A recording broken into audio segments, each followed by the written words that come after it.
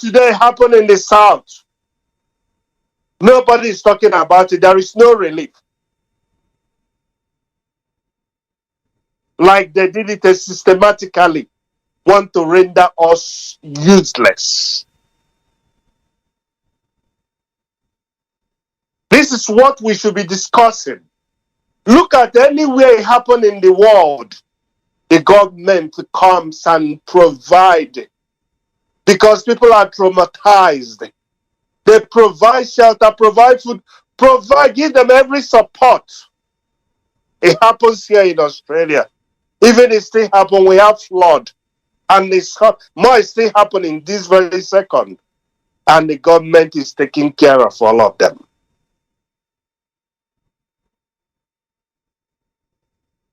This is one of the reasons we must make sure we fight for Biafra to come. Because had it been that we have a Biafra, all this flooding will not happen. Because those countries will control that dam. That will not allow it to overflow and then destroy properties. If they don't know how to manage dam, they shouldn't build one. That is the bottom truth in this. If they don't know how to manage them, they shouldn't build any at all.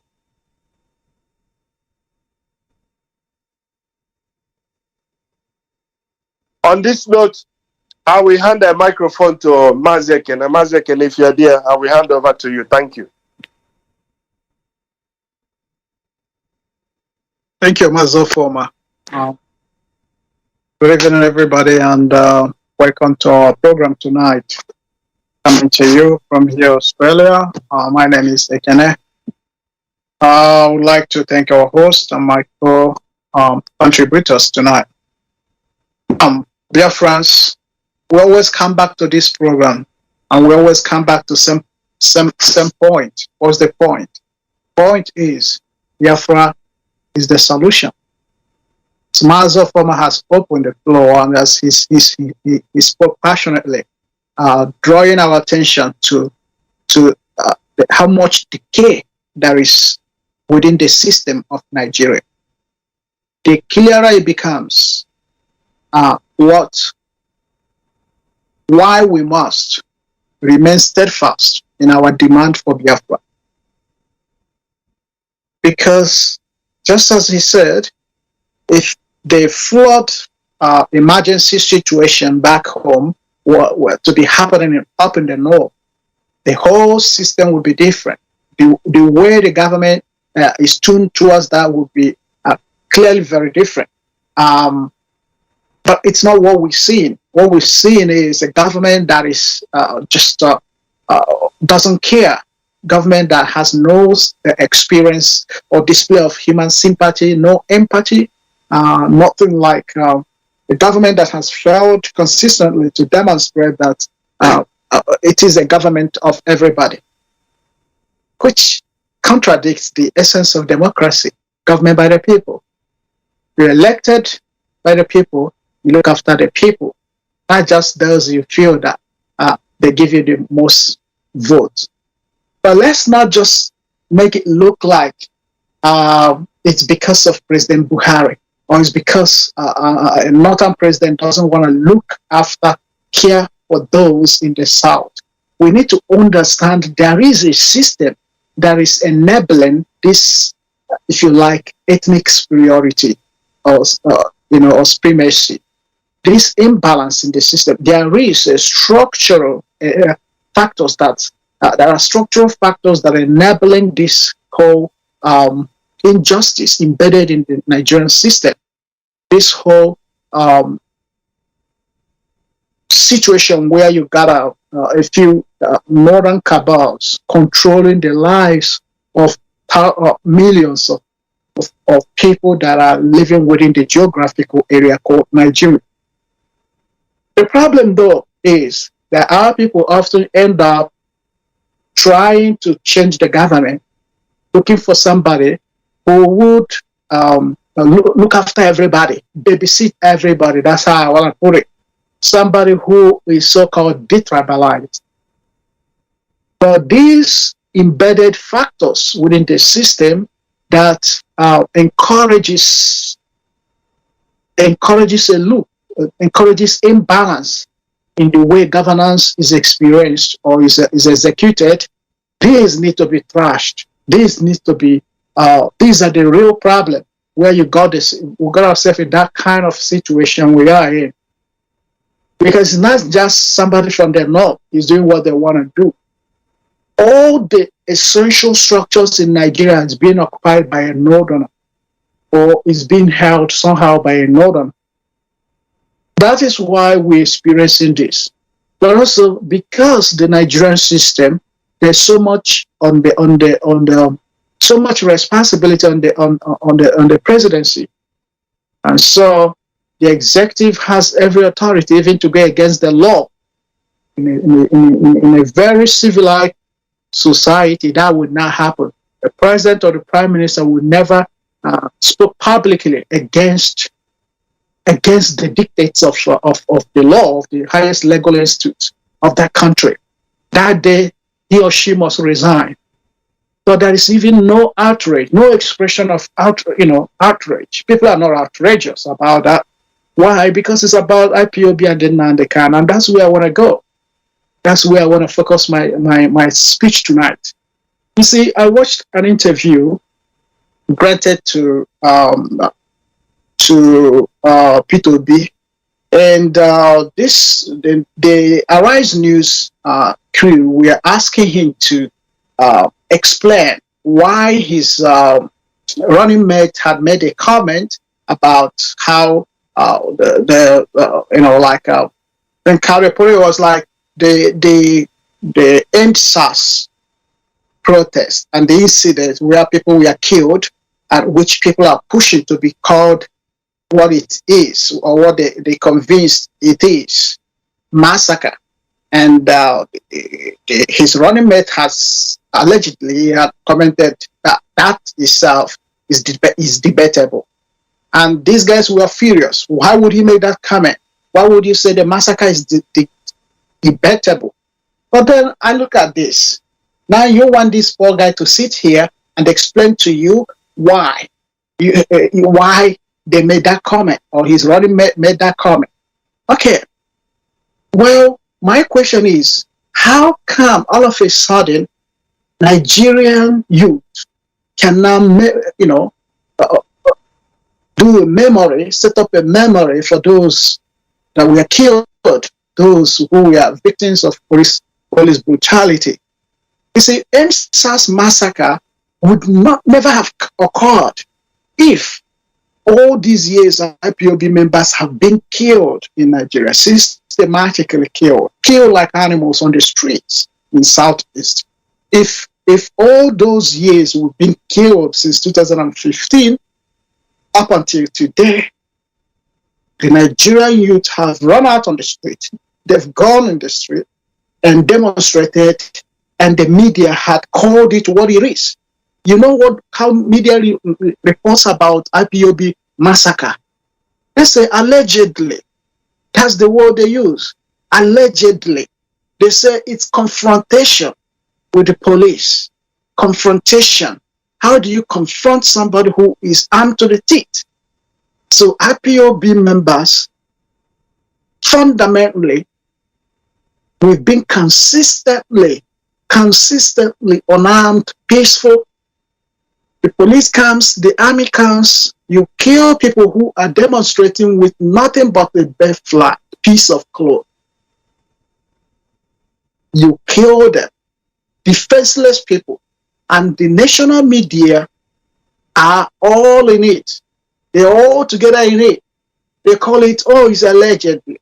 It's been alleged. They don't say it is massacre. Call it for what it is. They don't even recognize that it was the police that killed these people, that these people are not armed, but they defend this oppressive system. They continue to defend the oppressive system until there was EndSARS 2020. And even after that incident of EndSARS, that did not stop. IPOB members, we have been consistently killed. We're talking about flood, but from time to time, the military, the Nigerian police, they invade core Igbo states. They burn down houses. They kill people. They arrest many. Nigerian media does not get involved in it. They don't want to report it. They don't ask. They don't do their so-called investigative journalism. They don't call anybody to explain. Tell us, why would you invade Imo State? Why would presidency give order for military to invade civilians, burn their houses, kill them? Why? Nobody asked question. Nobody. But now they want somebody that's running from the east. Not that I'm interested or I'm defending anybody. I don't really care. I'm only making a logical analysis, linking things up, adding things up, so that we see how this media, the Nigerian system, I've always argued, was designed. This system called Nigeria was colonially designed, manufactured to be self-destructive over time. It will destroy itself over time. And that time is catching it up now. All right? Now, over these years, we've been killed. Nobody reports about it. And all of a sudden, somebody is running for whatever they're running in the zoo. And they're calling themselves, they say, oh, well, it's debatable. It is debatable. Well, what they're saying essentially is allegedly. We have no clue. We have no evidence. And as a media person, you were irritated by this. You see, if you were irritated when IPOB members are massacred in Ipob, if you were irritated when you see us begging, remember when IPOB members, when we get shot by the police and we're taken to hospitals, and the Nigerian hospital centers will refuse to treat IPOB members because what? They will say to you, go back and get police report before we treat you. Most of IPOB young men and women bleed to death. They bled to death because of medical negligence, because of not medical negligence, but because of what I would call discrimination. It's kind of racial, ethnic discrimination. You're discriminating us against us because of the social stand we have, because of the political opinion we have, because of the cause we are championing. And all of a sudden, you want everybody now to recognize NSAS as almost like a genocide. No, it will not happen, because over time, you've built a system, you've perpetuated a system of injustice. You've used your power, your position in the media to support and promote the causes of those who are determined to destroy your life. You see why black people are wicked. You see why our leader always say black people are wicked. Over these years, nobody is talking about IPOB members. You call it, allegedly there was a confrontation, but you know that it's a confrontation. What's confrontation? How you confront somebody? You see it clearly, that's what happened. If you don't see it, why do not you conduct a research, investigation to find out the truth? So you cannot just all of a sudden, you want everybody to agree. First of all, if you have expressed some remorse and furiousness, and you've expressed some outrage about the killing, unnecessary mass killing of IPOB members, the torture, the incarceration, well, the society probably would have improved to the extent there wouldn't have been any killing of Lekki killing or whatever you call it, massacre. I think it's a massacre. But why would that be important now? If we did the work, if we stood together, and that is what I'm telling our people, our IPOB, we are telling our people. You see, in Nigeria, there is no structures for cohesion. People take the unity of Nigeria for granted. They think it's something they can, because they have this inherent goodness in themselves, or because they have integrity, personal integrity. These are essential, but you can only take advantage of integrity and personal goodwill and good intention in a government structure where there is a good governance, government structure, social structure, which in the case of Nigeria, that is not obtainable. You have a situation where there are no structures. The structures of Nigeria are dilapidated. You cannot build anything upon a weak, flawed, dilapidated foundation. This does not happen. This defies logic. But anyway, you guys like to be taken for a ride. Because I remember 2015, we were saying something about, people say, oh, get good luck out of here. Bring us Buhari. Everybody saw Buhari as a saint. But anybody that said something bad about Buhari would have problem with the rest of you guys. Majority of you company today saw Buhari as the Messiah. But you see, the problem is not the person as such. There are what you called inherent structures, inherent factors that are enabling people, that is either making monsters out of people in power or enabling them to do anything they want to do and get away with it in a position, in a place where even the court of law cannot hold those in power. Cannot, like there are people who are more powerful than the law of the country itself. Then something is wrong. And that is a country you guys are dreaming that would be better. I've been hearing about it since I was born. Now I'm going to my midlife, and still Nigeria has not gotten any better. It's getting worse every day, and it will continue getting worse. And I will close with the word of our leader. If we do not bring Nigeria to a close, to an end, Nigeria will one day bring lives of all of us to an end. With this, I will invite Mazi Iyke, please take over. Thank you, Mazi. Thank you very much for your speech. And every day we come here on Radio Biafra, we try to enlighten our people on why we are taking this stand, why we are going the direction that we've taken, and why we are resolved that the way we are going is the right way. There are two ways to learn in life. Number one is by direct experience. Having experimented and experienced a situation in life. I believe most of our broadcasters, we are way past our 40s, and we've really experienced enough in this life, and we've seen the structure of Nigeria, and we have experienced the torture, the trauma, and the unfulfilled promises of existing in that contraption.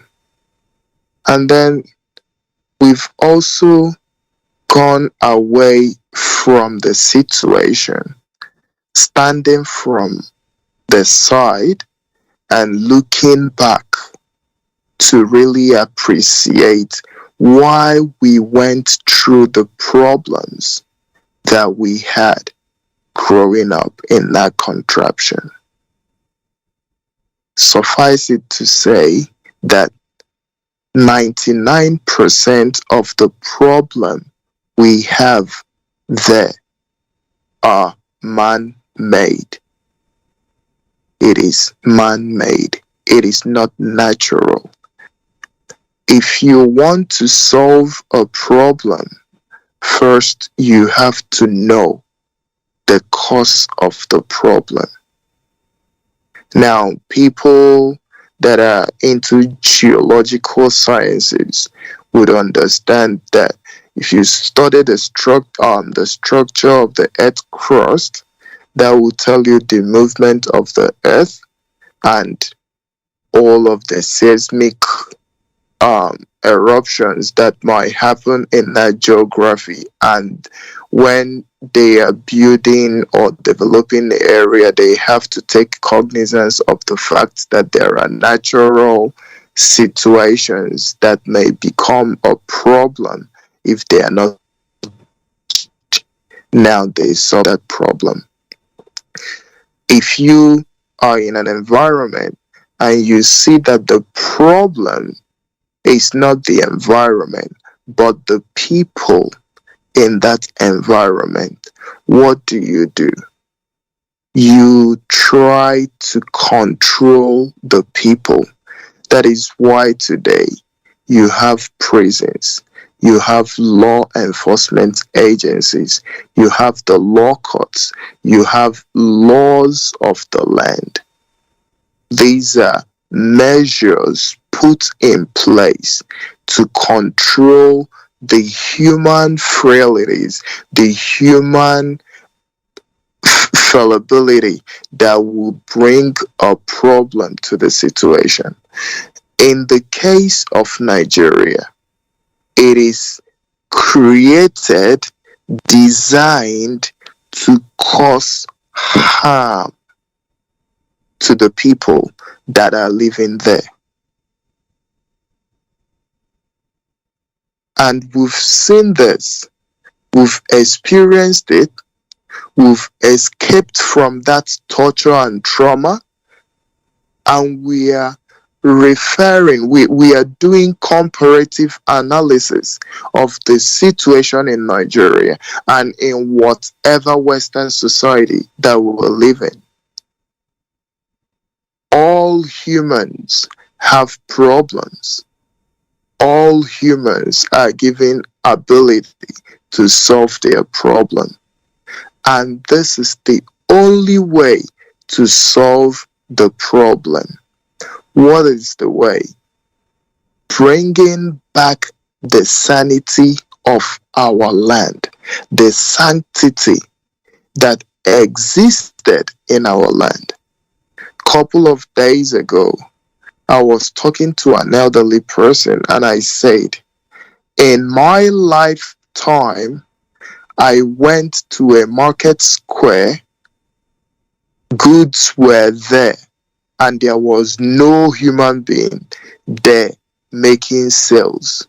You go up to the store, you find what you want, you take it, and you put the money there. The money stays there, the good stays there, until the owner of those wares comes back to that place. Mama, the woman selling bean cake will fry her bean cake, leave the akara in a tray there, and people will come, take the ones they want, put the money under the tray. People selling soap will do the same. I was listening to a broadcast by our leader, and he said, Ezioku Bondo. He explained it to us, and he said, back in the days before you become an Ichie, a titled man, they will call you. You bring out your tongue, they will put 7 incisions on your tongue. And any day you tell lies, that is the end of you. So you have to keep telling the truth to live. Ezioku Bondo. That is how that word came about. And all of these values, the value system that we had, that made us a people, that preserved our societies, were all eroded. Because the people saw the preservation of this society, the lifeblood of this society, of these people, is embedded in their culture. It is embedded in their values. their value system. This is so special. And how do they destroy us? By eroding our culture, by watering down our culture, by demonizing our culture. And today, you will talk to someone and they will tell you, oh, if ndi ogomo, if ndi umwekwensu. These are the words you hear from people today.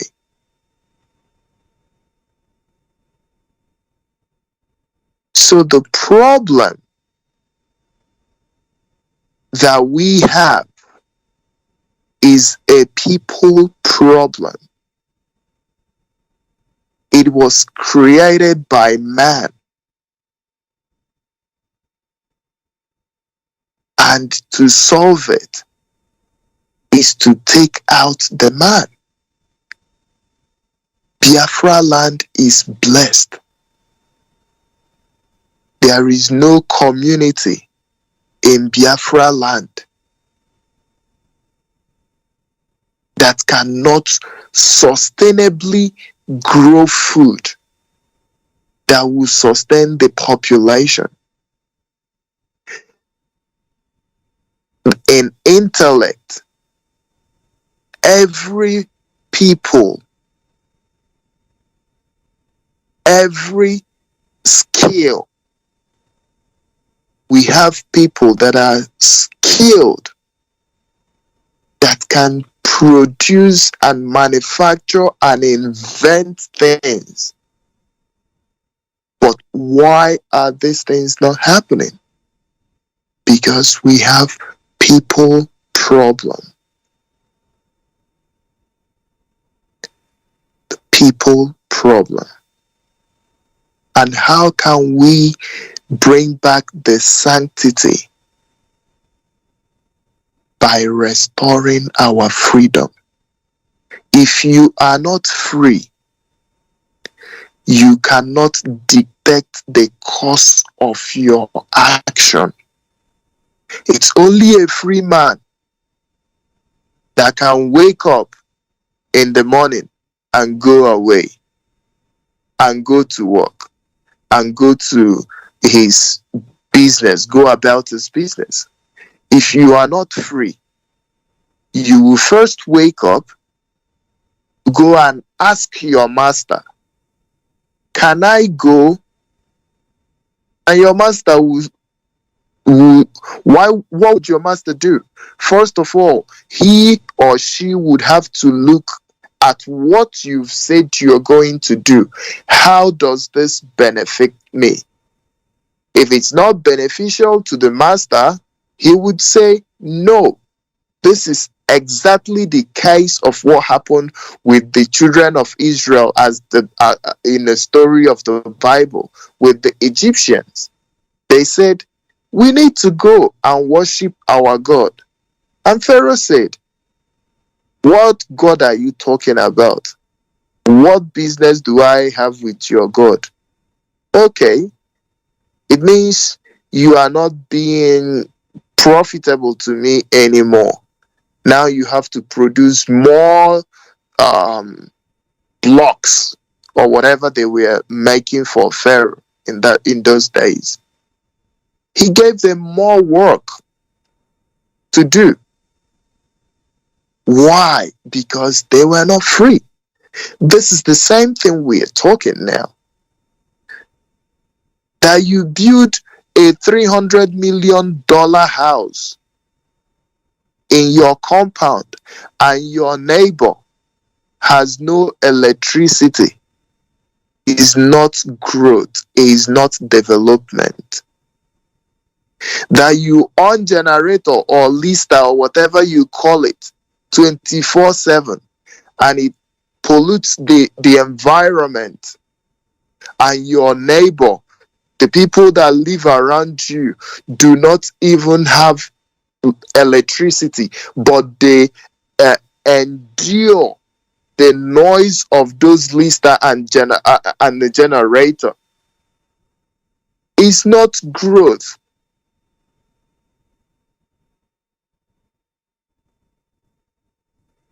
Adding value is a communal thing.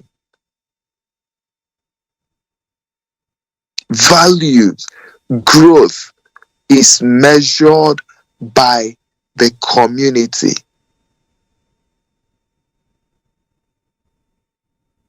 That is why we are asking for the freedom of our people, so that we can determine our pace,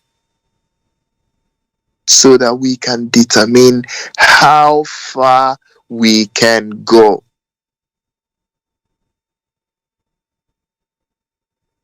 In a race, if you tell yourself, I'm going to run 50 miles,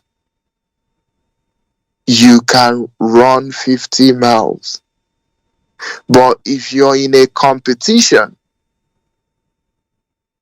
and it's for 10 miles, if you run 12 miles, they will hold you down.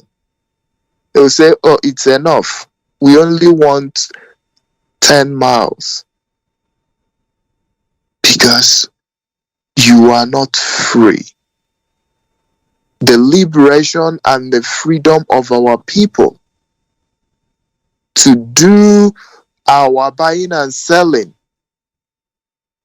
to manufacture and invent stuff, to grow our economy, is embedded in the freedom of our people. If we do not solve that problem, there is no growth whatsoever. We cannot experience growth. That is the gospel truth.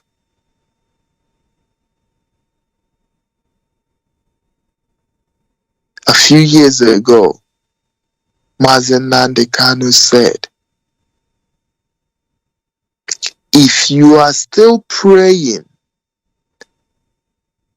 for the development or whatever, if you're still praying for Nigeria, then you are the child of Lucifer. Because wisdom has been taken away from you. It's been extricated from you, that you cannot see, that you see and you cannot understand. You listen and hear, but you cannot perceive understanding. Because God has seen the suffering of his people every day. Communities are being overrun. People are dying. In 2 weeks, we've seen plethora of lawsuits and cases of illegal abductions of innocent people going about their businesses. Are they out in the media? No. If not for this IPOB, if not for this great family, no one would know. People are locked up. Their families are in pain. Years, months, held for no reason, being tortured.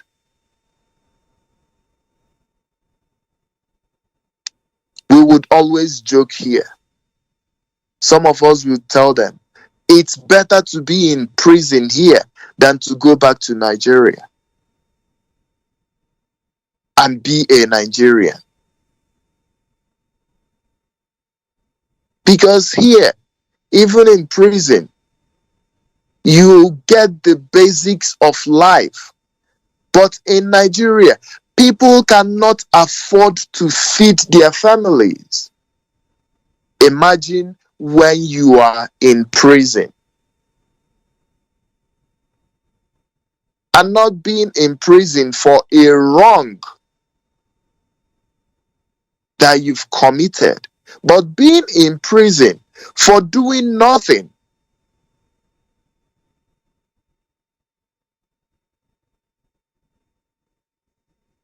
Back in the days, we used to talk about people in ATM awaiting trial. The number of people awaiting trial are more than convicted criminals. Why are they there? Most of them because they couldn't afford 5,000, I know, follow fee. Because they couldn't bribe the police people. They are there because they do not have anyone to speak for them. Most of them are even there. They don't even, their families do not know about it.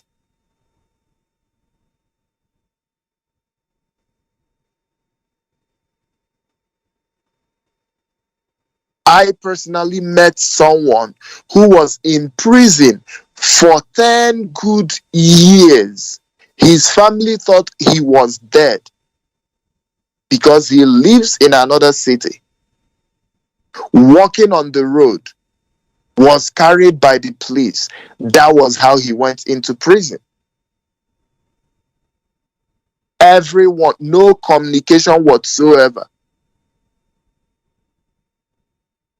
This is the era of you have telephones now. Then there was no telephone for 10 good years. We asked him, how are you going to go back? And he said to us, I don't even know how I can go back to my family. They will think I'm a ghost. This is what people go through every day.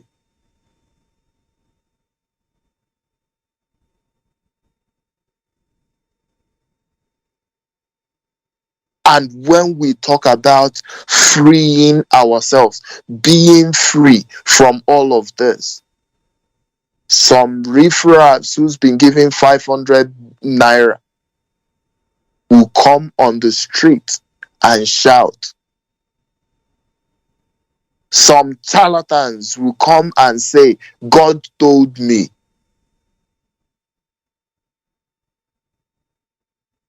Some will come and say, if I be a man of God. And then those words you say, if you be a man of God, months will pass, years will pass, 2 years, 3 years, and nothing changes. And you do not recall and reflect and ask yourself, why have I been saying this for years? Why have I been making these prayers for years and nothing changes?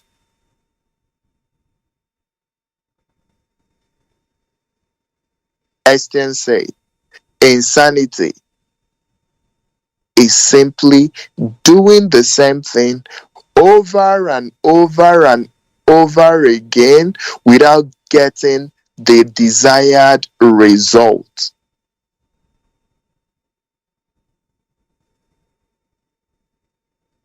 This is why we need our freedom. And this is what Mazi Nnamdi Kanu and Ipob stands for. That you can fly out today is not a guarantee that you are safe. Like we will say, Nigeria will happen to you one day.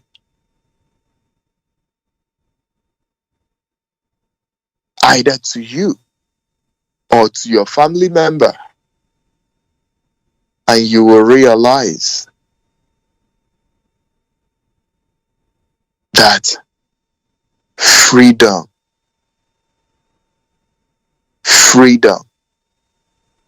is a right and also a privilege.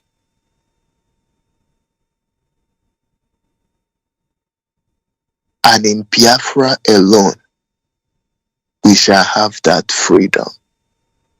Like I said, to determine how far we can go in life. Most people today, they are graduates. They can only be classroom teachers today. Most of them are geologists. They can only be marketer in a bank today. Most of them are engineers. They can only be in keke today.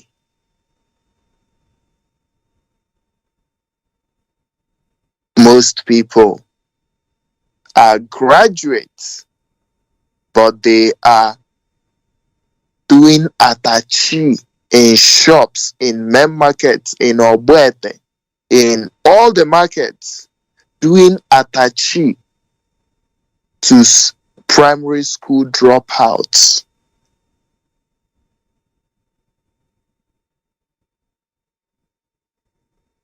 This is the society we are building. I ask myself this question. If I suffered and cannot enjoy, what will be the situation of my children? This is the question I ask myself every time. What will be the situation of our next generation if this generation is suffering like this and not doing anything? It will be the case of Aloboafo or Bulomenane. There are things that our fathers never accepted that we've accepted today. Imagine what our grandchildren will accept.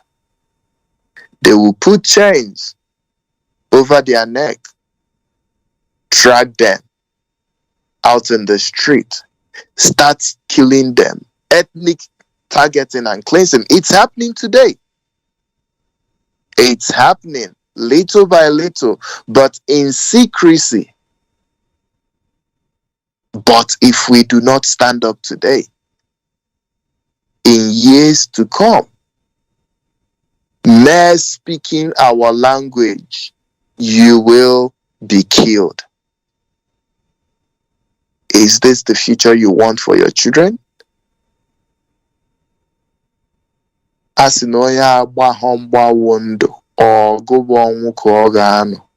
If we cannot do the wrestling today, is it the fight that we want our children to fight?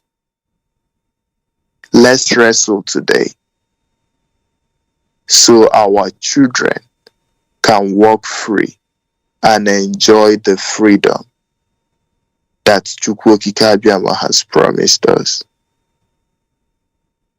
Thank you, Mazi Iyke. Thank you very much for the opportunity.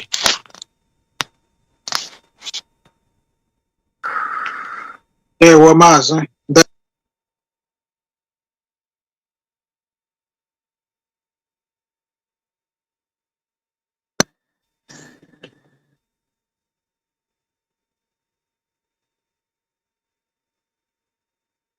Hello? Mazi, sorry, you're back on mute. Back on mute, Mazi Iyke. Oh, sorry about that. All right, thank you, Mazi, for a wonderful contribution. And I like how you ended it with what is very important to understand that we're fighting this for generations to come, not just for ourselves. All right. This I invite Mazi Silas to continue from where you start. Mazi Silas, please. Yeah, thank you very much. Thank you, my dear colleagues, for a wonderful and insightful presentation.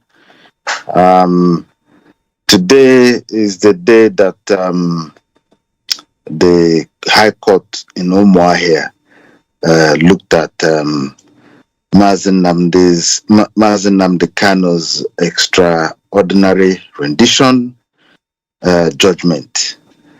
and that judgment has gone in the favor of Mazi Nnamdi Kanu.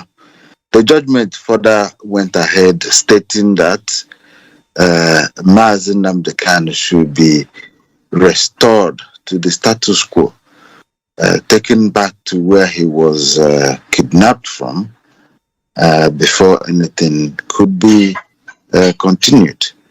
And that is how the laws of extraordinary rendition remedy was crafted.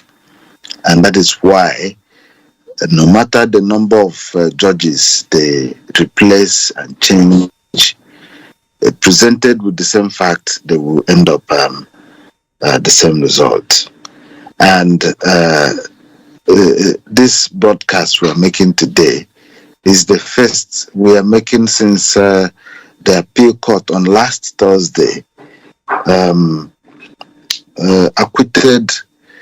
discharged and acquitted Mazi Nnamdi Kanu of the remaining count charges they have against him, and actually set him free by saying he is discharged. The federal government have since gone to the appeal court to challenge or stay action on that initial judgment, and they also failed woefully. Now, that is the context of what I'm going to discuss generally.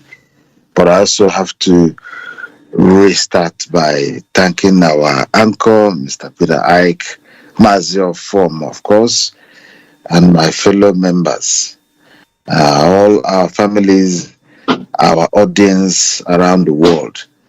We thank you so much for your continued support and audience. Without your ears, we are talking to no one. And with your ears, we can reach your minds and share our thoughts, our grievances, our feelings, and our program. So thank you very much. And we're starting again.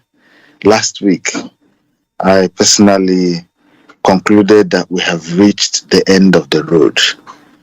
And that was because of the judgment passed. And as my colleagues have earlier asserted, when a nation, when the leadership of a nation fails to heed to the advice of its independent court, then the nation ceases to be a democratic and a fair government. It becomes a dictatorial government. When the executive takes over the judiciary, or belittles the judiciary, or ignores the judiciary, who else would listen to them? Who else do they want to believe in them or in Nigeria? The international community are watching. Investors outside are watching.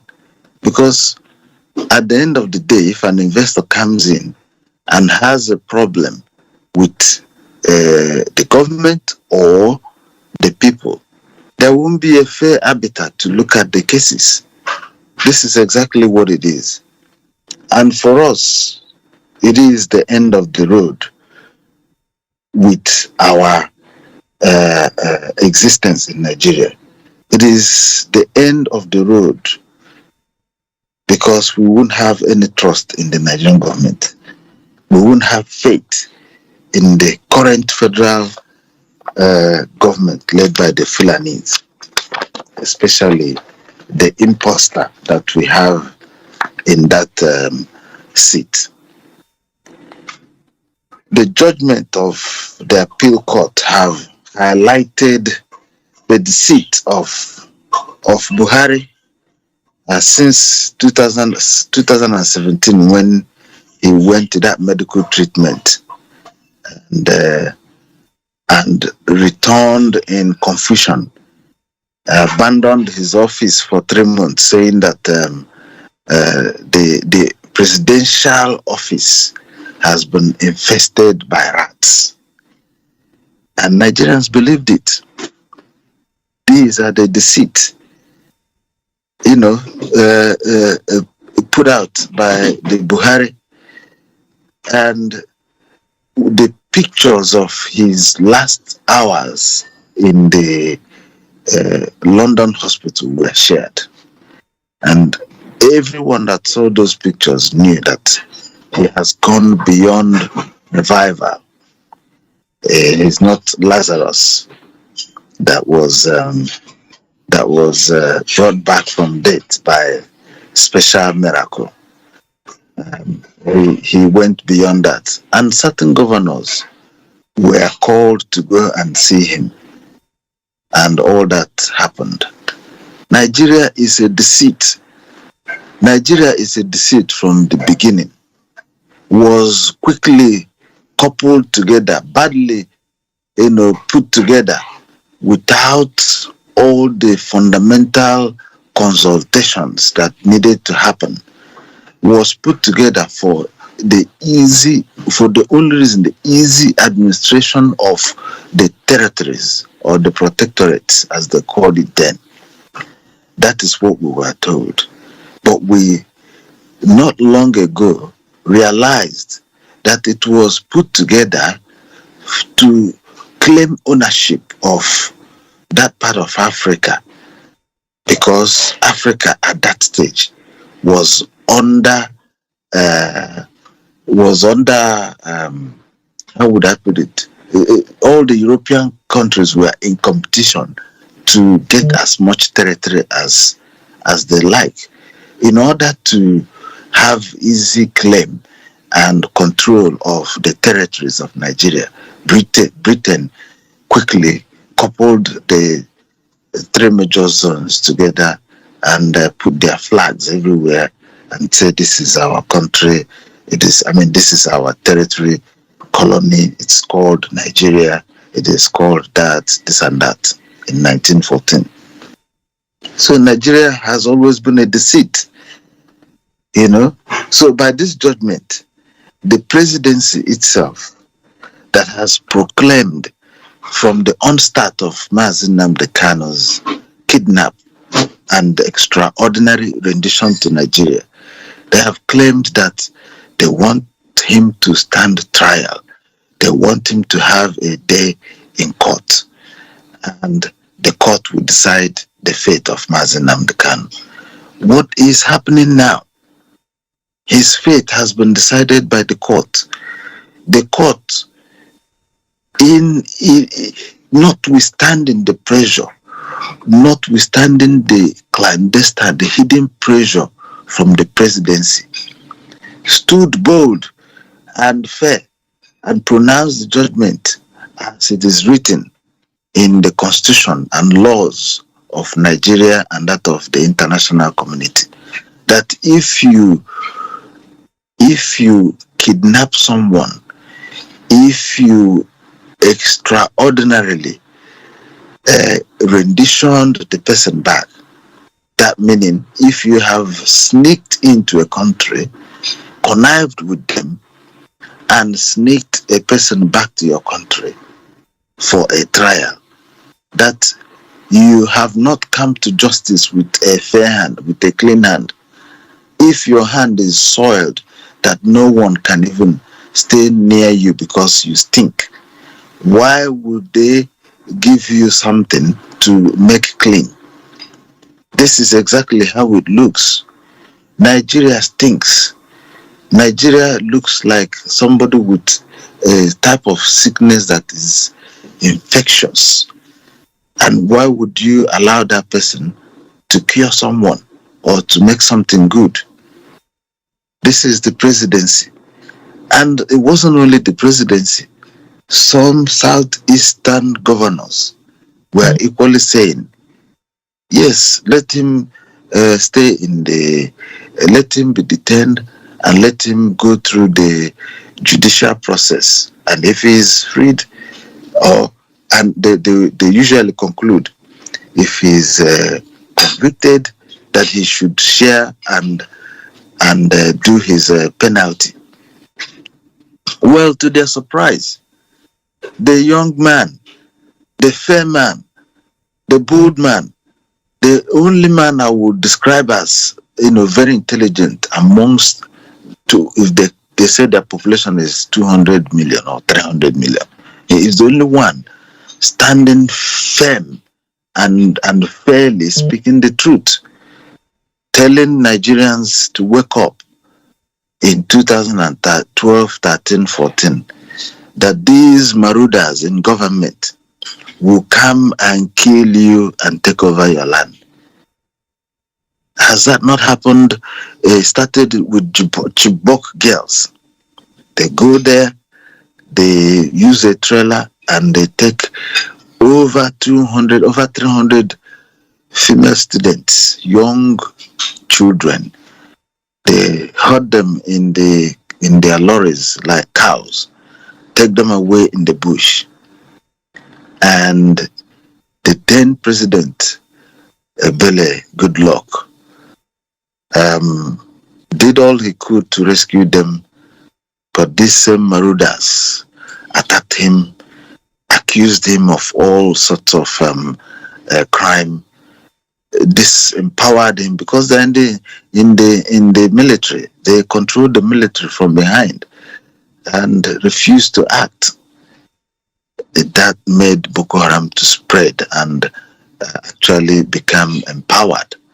These same marauders, are the ones sponsoring Boko Haram, using the taxpayers' money, using the crude oil that they derive from an area that they're not from, to empower terrorists. This is the crux of the matter. The deceit of the federal government, the deceit of the presidency, the deceit of the governors, and the worst, the criminal silence of some good men in Nigeria. I repeat, the criminal silence of some good men in Nigeria, out of fear, and I will also put it as malicious silence, because if they come to get Mr. A and you keep quiet because you're not Mr. A, it will be easier for them to take Mr. A. But when they take the bold, the strong away from the weak, you leave the population with mostly weaklings, if I may put it that way. Ndị Igbo na-atụ ilu so, egbuo dike bụ ihe ike bịara, agaghị enwe onye ga-apụta. So if you remove the strong ones amongst us, if you allow them to silence those strong voices, the powerful voices as they're doing, going after Biafrans, going after the IPOB structure, killing them extrajudicially. These are people who, out of all odds in Nigeria, decided to face the bull by the horn. These are the people that are speaking for the voiceless. These are the people that are speaking for indigenous Nigerians. Indigenous Nigerians both in the northeast, northwest, middle belt, southwest, and southeast. No other group, no other family is as bold as IPOB and as principled as IPOB in the pursuit of Biafra exit from Nigeria. It is not a crime and will never be a crime. Those that are killing us out of their wickedness and hatred. The hatred will not stop if we stop the agitation. We do not have any other destination until we achieve Biafra in the fullness of it, until we achieve a very strong Biafra that will repel any of these external incursions and forces that tend to subjugate us and take over our land. So it doesn't stop there. The criminal silence of the good men extends to that of the Christian community, those that call themselves Kanu. They are quiet. The judgment delivered by the appeal courts, I will say courts because this has happened twice. The first appeal court judgment freed Mazi Nnamdi. Federal government felt that their ego has been bruised badly, went back and got told the same thing. The judgment is a landmark judgment. What happened within the last 2 weeks, if it is in any other country, no other news will be as popular as it is, because the man branded a terrorist, kidnapped, tortured, nearly killed, sedated with poisonous chemicals, brought back to Nigeria, taken to court without his lawyers. Even they threatened to try him in secret. These are real. This happened. They threatened to try him in secret. Now he's been tried in public and declared free. Why is he not free? Why is he not free? These are the questions. And why are the Christian community not asking these questions? Because they are equally deceit. The people that cannot fight for themselves, they will capture their reverend, behead them. They will kill their bishops and they won't do anything. A group that cannot defend itself physically, as the Bible said, heaven protects those who protect themselves, is a shame. The silence is deafening. I know it's only IPOB. We may be speaking to ourselves and a few of our listeners are outside the IPOB family. But we are making a case, and that case Mazi Nnamdi started making since 2012, in my own opinion, has been brought to rest by the appeal court judgments, and the judgments that freed him of any wrongdoing, both from leaving Nigeria for his life, brought back extraordinarily, renditioned, and for the cases they are trying him, which they cannot even establish the simple evidence supporting those claims. So, and Mazi Nnamdi, as intelligent and prophetic as he is, said in some of his broadcasts and interviews, he asserted that the Fulani federal government and some of the Southeast governors that act as lackeys to the federal government are all liars. They lie when they organize for a discussion, dialogue with him. He goes there and tells them what he wants to be done. They turn around and instead they will try to kill him or say or go contrary to what was agreed. So he has seen them, and all this situation, all these court case rulings have vindicated him again. They are liars. They can't even tell the court how he got back to Nigeria. If you cannot tell the court how you brought someone overseas back to Nigeria, what passport did he use, what document permitted him to fly from there to here, then who are you? Is it because we're in a country like Nigeria? And I have to warn every indigenous person of the world I have to warn every indigenous person of the world, more specifically to Biafrans. The reason why we were colonized in the first place is because we did not look as far as our eyes or our brains can imagine, and prepare ourselves for the worst scenario of wars, for the worst scenarios of attack. If we had done that, those who came to take our land, colonize us, and use us to mine our resources and hand over to them wouldn't have done so. So today is still early days for us to start to prepare to live in peace, or to live as strong as our nature has made us. Because those who want peace must prepare to defend themselves. I don't want to say must prepare for war, but they must prepare to defend themselves. In the modern days, it's clear if a people want to defend themselves, they will get organized, they will do the research, and they will defend themselves.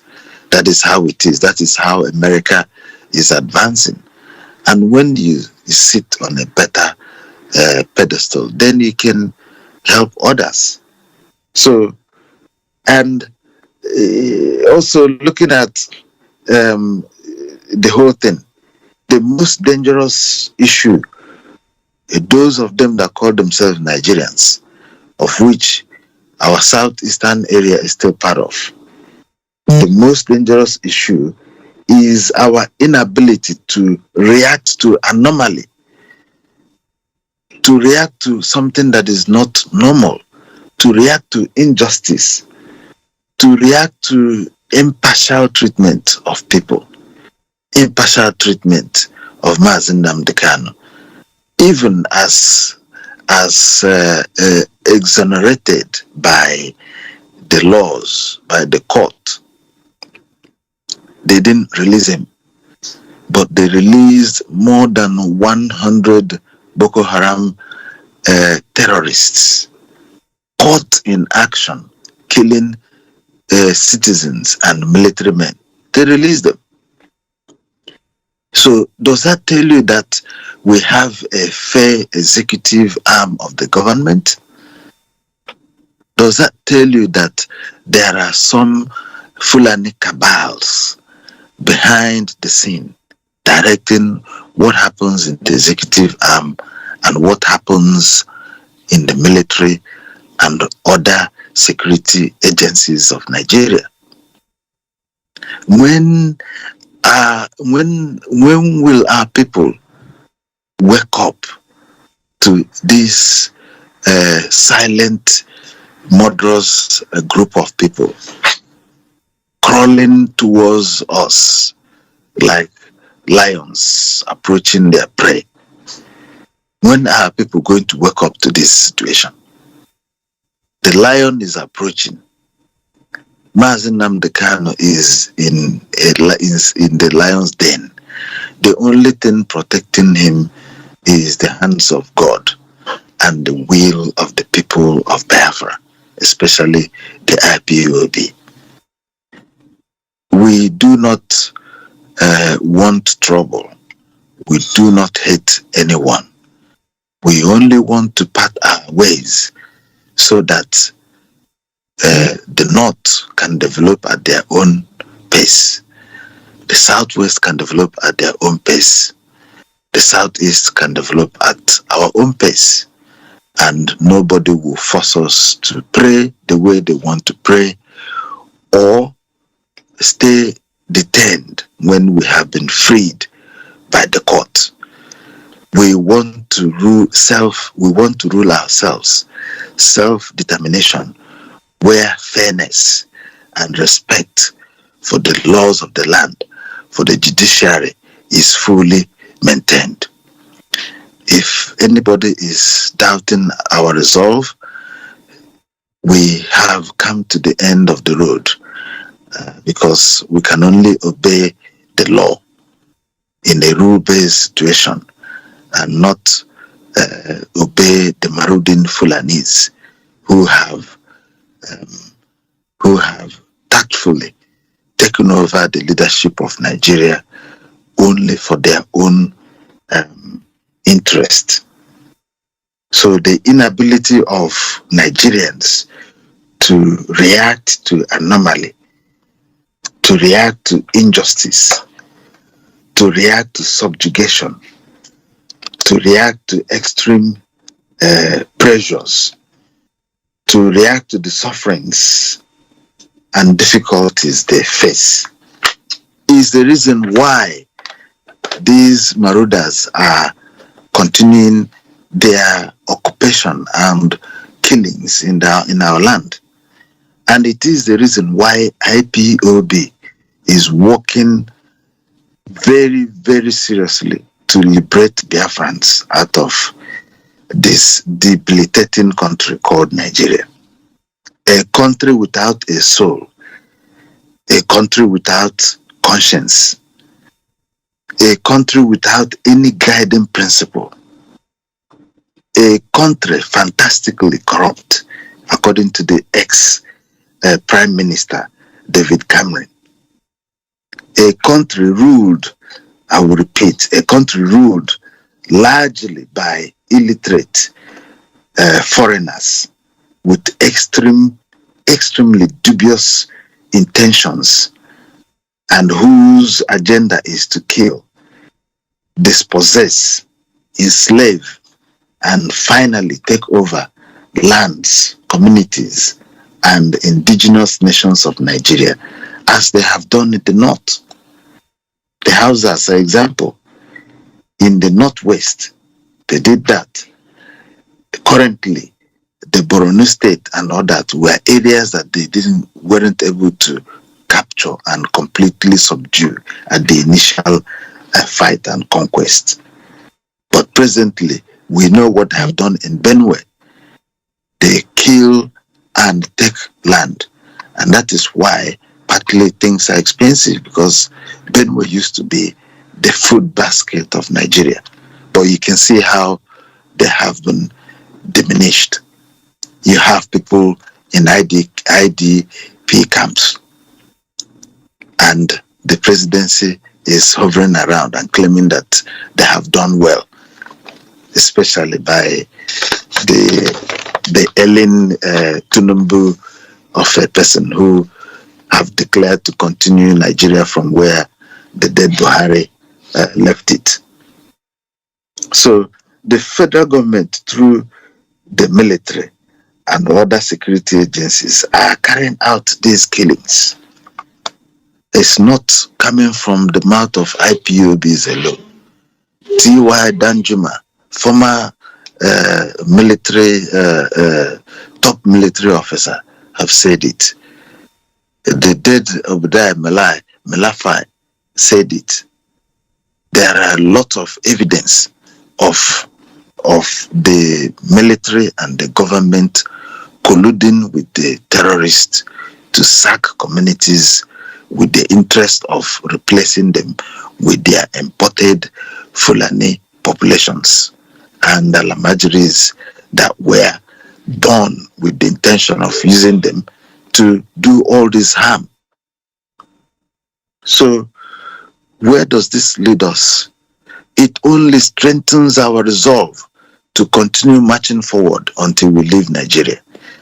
To me, what is delaying us is the inability of our people to react to abnormality, to react to injustice, and their ability to sense carrots that are being dangled in their faces.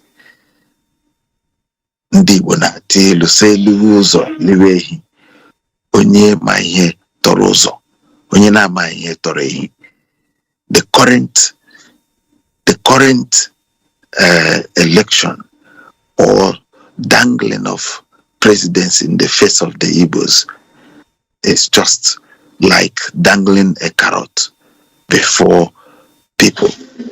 At the end of the 8 years, the clock will be set to where it was before, and the injustice will continue, the subjugation will continue, and all that. And that is why we, the indigenous people of Biafra, will continue to march forward until we reach the promised land, which is Federal Republic of Biafra. Thank you very much. Thank you, Mazi.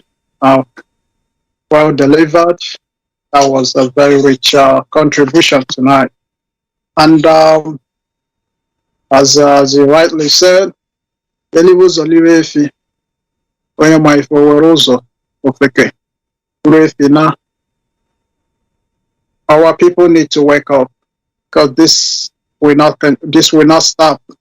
You continue to vote into Nigeria, or even support Nigeria, or even live in a delusion that one day things are going to change without acting upon it. It's not going to change. So, thank you all my colleagues for a wonderful contribution tonight, and I would like to thank our host, Mazi Iyke, and all you our listeners and our Wednesday night audience. Thank you, and join us around this time next week. Thank you, everyone. Thank you, Mazi. Over to you. Thank you so much. Thank you for being on this program today. All right, this is Radio Biafra USA 2. We're hosting the Australians.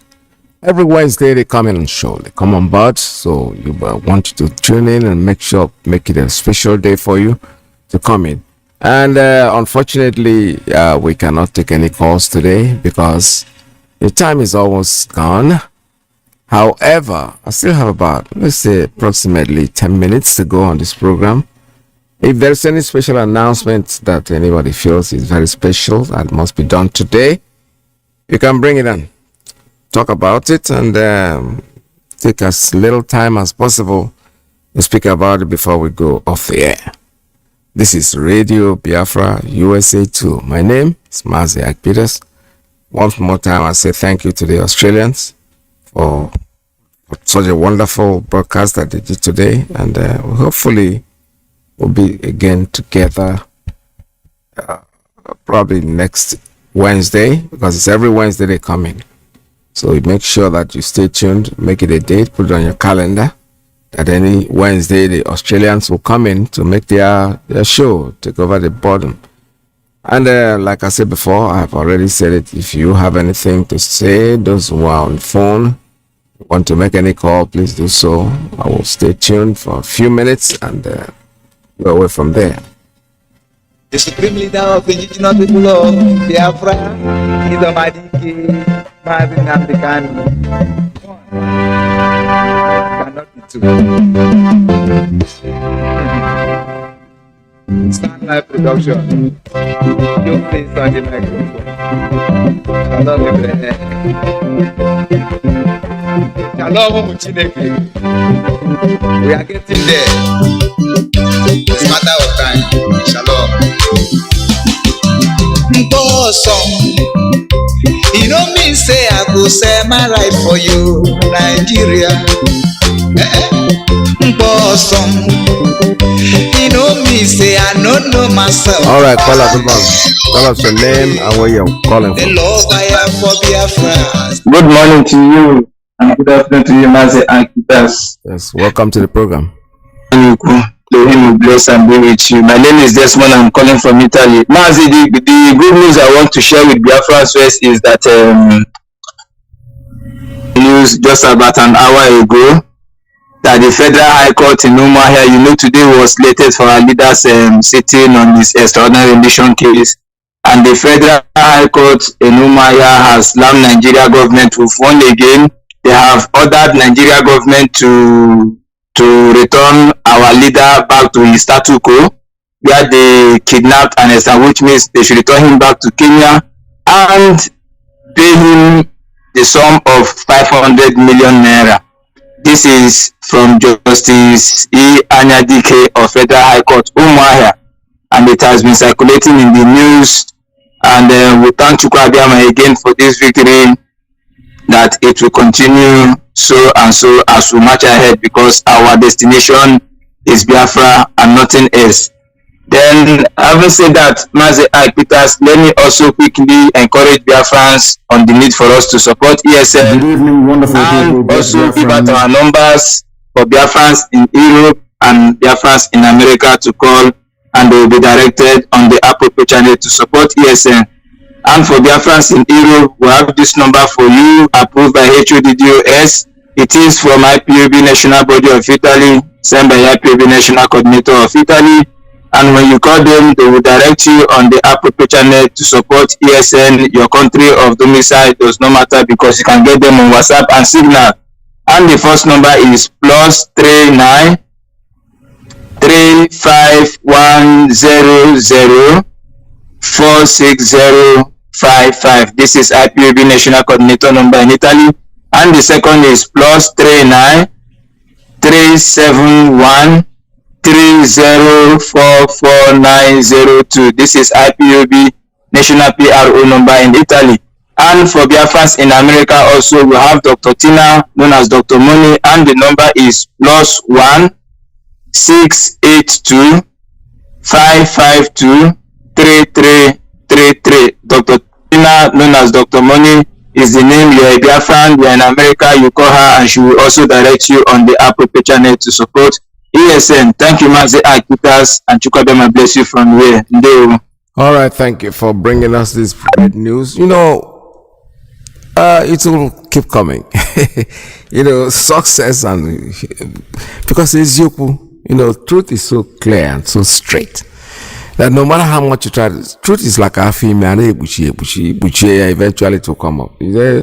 We are dealing with people who have no conscience, people who think that, who have failed to move with the world, people who have decided to remain where they are. It's okay. It's okay not to change, to hate everything civilization.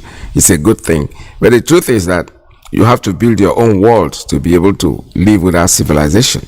Because if you are able to stay there and then don't say anything, and things are happening, it's happening to KK, you say nothing, it's happening to Kafo, to say nothing, we are Biafrans.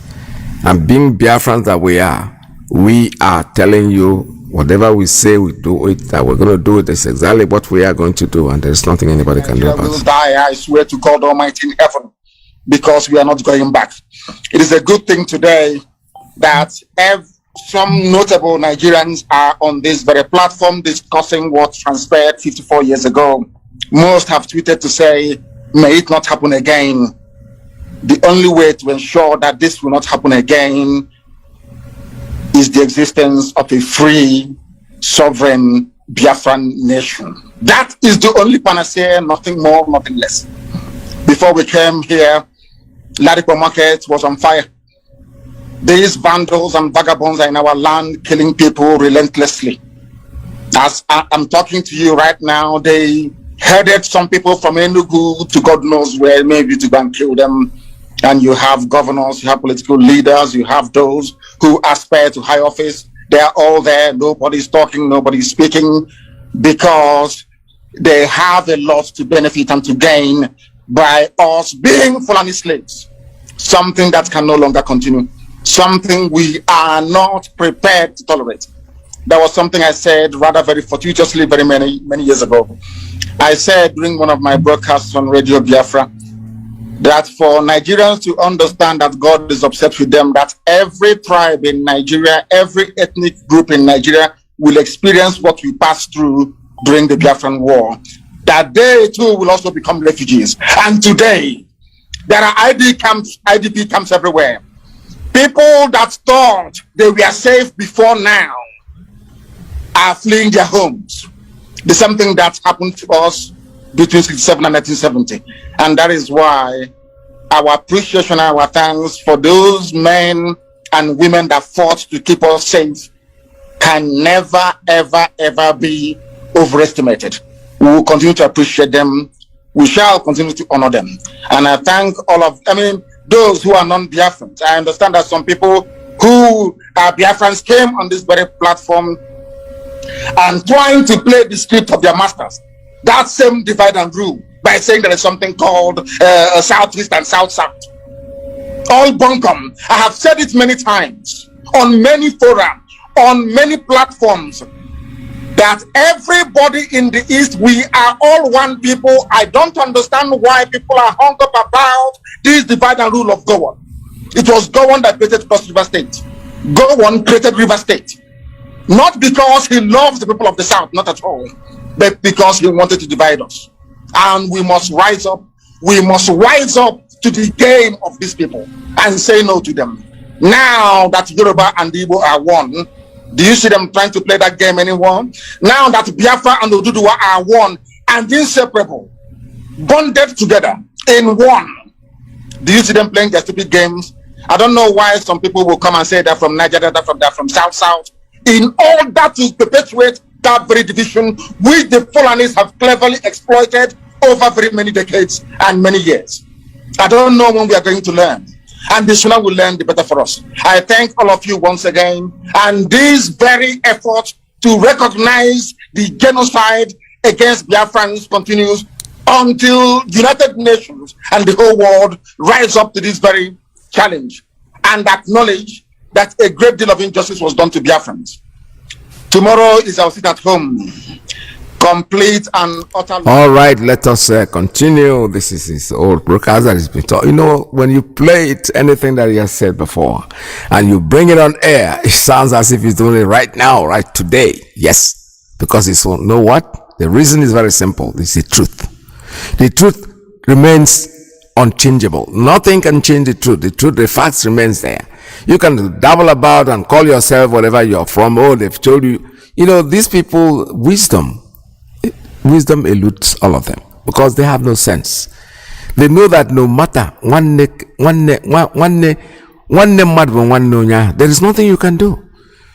You know, I use the twins like a metaphor. They're quarreling with themselves, the twins, and you go there, you and the third party, you go there to interfere. Two of them will team up together and beat you up and then continue with their quarrel. There is no we are natural. You know, one is natural. We are naturally created people by the creator of the universe. Call him God. Call him whatever you want. Give him whatever name you think you can feel comfortable with. It's natural. Eastern region. We are one. There's no difference. They're dividing you. I'm even surprised they did not divide Abakaleke and who again? Divide Abakaleke, give them a state. Then take Nsukka and give them one state. You take Afikpo, give them another state. You people are bunkum. You're stupid people. There's one guy that goes about on Facebook that's having his program. I listen to him. You know, I don't follow him, but I run into him sometimes. He's the one that really doing a great job. He's going to these communities to ask them questions. What is your name? My name is Okechukwu. Where are you from? I'm from Egbema. What is Egbema? Is Egbema Igbo? No, they are not Igbo. They are Egbema.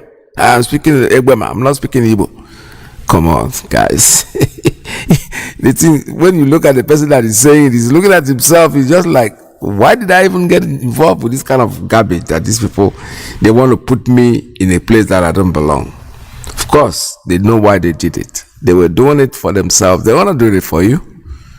They're not doing it for you at all. They're doing it for themselves because for them, the British people taught them, the only way you can rob people is divide them. When you divide them, put this one, you know, kokota hishi. That's what we say in my language. Put them, make them artificial enemies of themselves. While they are fighting, while they are busy killing themselves, you will be busy looting them. By the time they finish fighting, they have nothing to fall back to. Did it happen in Yoruba land? Of course it did. They are Fonja. That's how Ilorin was overrun. That Fonja brought the Fulani to kill his own brother. In the end, did they kill him? Of course they did. They know.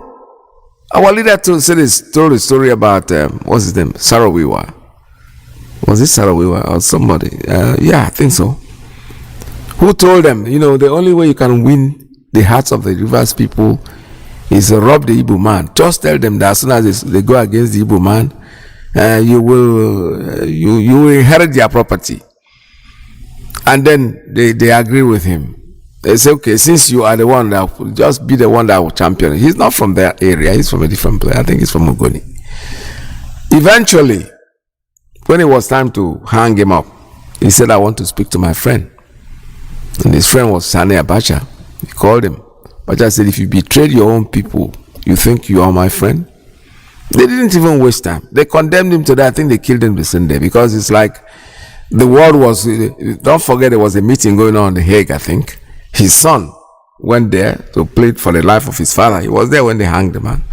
Because they didn't want to waste any time. They want to get rid of him, to tell you that you are nothing. And nothing has happened since then. Nothing. They do it with impunity and nothing will happen. The same thing will keep happening. History does not fail to repeat itself. Today we have, I'm still talking about today, we have somebody who jumped up, went to Great Britain. The same Britain. The same witch. The same people that has kept us this way. Went to them and declared his presidency. And they are in full support of him, because you know what? They are done. They are finished with the politicians. They are finished with the politicians. The politicians for them is of no use anymore. They are like toilet paper. The actual politicians. They are Tikus and they are and the Tinibus and all of them. They are nothing. Now everybody knows that they are nothing anyway. Because if those people have shame, if the like of Tinubu has a shame on his face, not even Tinubu, let me not use that not make it personal. If anybody in APC, that name called APC, because APC, PDP is the same thing. It's just two sides of the same coin. They are like the same people. With all the things that they have done to that their zoo nation called Nigeria, they still have the audacity and the strength to come out and want to contest and want to remain in office. That's crazy. Caller, good morning. You have only 2 minutes to go on this call. Tell us your name and where you're calling from so we can move on. Mazi, can you hear me? Mazi, I can hear you. Good morning. Welcome to the program. Please make it very brief because we have no more time left. Yeah, I will do that. Thank you so much. Thank you for having me. Thank you for your program. And thank you for our brothers from Australia who educate Biafrans today. I know they are doing this every Wednesday. It's very interesting. We are listening and we are learning from them. I also tell my brother who brought this good news. Mazi, we're always the winning side. I know. No matter what they do, we are on the winning side. Our leader must be released, whether they like it or not. Of course. You know, our leader is just like anomalies. They don't know what to do. Yeah. Mazi, you know what I'm getting now? People have been saying, even from the north, they said the reason why they decide not to release Nnamdi is not what they said. It's because of the compensation. You know, our legal team is demanding that going to pay Nnamdi 50 billion. This is the reason, one of the reasons that are making them thinking how to release Nnamdi and pay him this money. This is the reason. Believe in me, this is what is going on right now. And Mazi, what made me to call is yesterday. I think our brother OK Foreign called and gave a number of a Negro or something of that nature. Yes. And I tried to copy it yesterday, but I didn't make it. Please, do you have it for me, please? Okay, I have that number. I did put it on my WhatsApp, so just stay tuned. Let me see if I can get it for you. You know what? When you call me tomorrow, I'll give you the number because I'll get it out. My time, there's no more time to do that right now. But I promise you, if you call the station tomorrow, in fact, I'm going to announce that number tomorrow again on my own. Because I wrote it down somewhere and I put it on my phone. I know it's on my phone. If I want to search for it now, I'm going to get away from trying to end the program. All right? Yeah, Mazi, can you call it again, please? If you have it, please. I didn't hear you. That's what I'm saying. I don't have it right now in front of me. But I promise you, tomorrow I am going to announce that number over and over on air. Now, please do, because I will spread the number to my platform so that people will call this idiot. We will have to teach him. We have to tell him that we are not here to joke. Yeah. Please do that. Thank you for having me, and God bless you, my brother. Thank you. All right, thank you so much. All right, I promise that tomorrow I will remember to put that number on air so that others will hear it. I copied that from OK actually, and I put it right on my phone. And the man is on WhatsApp also, so that makes it easy for you, because I saw that when I put in the number, it came to the WhatsApp to show me that the person has a WhatsApp. All right, with this, I'm come to the end of today's program, but please don't forget to remain resolute. We are happy about the good news about our leader, about money or no money, we are saying that the money there is something they will pay more than money anyway. So money is nothing to compare to what we are doing. With this, say goodbye today, and remember, Biafra is our religion, and on Radio Biafra is where we worship. Stay tuned, don't go away, because Mazi Iyke, USA 1 is coming in on board. See you again tomorrow, same time. Bye-bye. Invade our land, and that invasion has commenced. They have come, as you promised me. So in the coming weeks and months, men and women are going to die. But after that, Biafra shall be restored. We want to be alive in the land of the living to give your name praise, adoration, adulation, exaltation, and glory. Because Biafra is yours. Now and forevermore we pray. Ise, Ise, Ise. Very many years ago I told you something that has come to light this very day. That in time to come, that the Janjaweed will come into our land. And they have come. The funniest thing is that they did not just come into our land, they're also in Yoruba land as we speak. And I'm sure that the revelations I have to make this evening, the zoo will be astonished. I'm even sure that the British intelligence services do not have what we have in our possession this very evening. And I'm sure that the Fulani Janjaweed who are in control of Abubakar Yusuf Muhammad, the idiot from Niger Republic wearing Buhari mask, do not even know what I'm talking about. But this evening the zoo will be shocked to understand that there is nothing they do, there is no move they make that we are not aware of. But first of all, I'm going to start with an article that I saw in one of the online newspapers in the zoo. It's from Sahara Reporters, and I was absolutely astonished when I saw it, because I didn't quite believe that they were capable of publishing such a material. We are living in very strange times, I can assure you. I never believed that they are capable of publishing this, but I'm going to read it for you by way of a preamble to build the foundation upon which our discourse this evening is going to rest. That is why I said I'm going to speak very slowly so that you can understand every single word, every single syllable that I pronounce, because this very broadcast will not be like any other, I assure you. Your pen and paper must be very close to you. And I want Ike to go to understand as soon as we finish this very program, I want it to be put on MP3 and distributed all over the world as you normally do. I want it on SoundCloud. I want this very program this evening to go far and wide. This could be your morning or your afternoon, but from where I am, it is evening. So you must allow me or excuse me when I make reference to the time that we are in, which is evening, here that I am at this precise moment. This article, the headline is "Stop Calling Eastern Security Network a Terrorist Group" by Adebayo Raphael, published by Sahara Reporters. And I'm going to read it, please, if you bear with me. The Nigeria that Buhari desperately desires is one in which all Nigerians practice fatalism. The day we all become fatalists in the face of the mighty oppression and injustice happening under Buhari's regime is the day we stop being free. In other words, there is an acknowledgement by this very writer that we are living under a regime of terror and bondage. The only mistake he made was to refer to it as a Buhari regime. It is not. It is an organized Fulani banditry regime. Fulani Caliphate is in charge of everybody right now in the zoo as we speak. But what troubles me is that they have managed to get into the minds of the people. Not into the minds of IPOB, of course. Heaven forbid. They have now managed to get into the minds of the people. And that is why they are able to wreak havoc. And I want everybody, those of you from the Middle Belt, those of you from the South, those of you who are still in support of one Nigeria, I want you to understand what is to come as a result of your foolishness and your stupidity. You are handing over your land to Fulani people, and I'm going to prove it to you this very evening.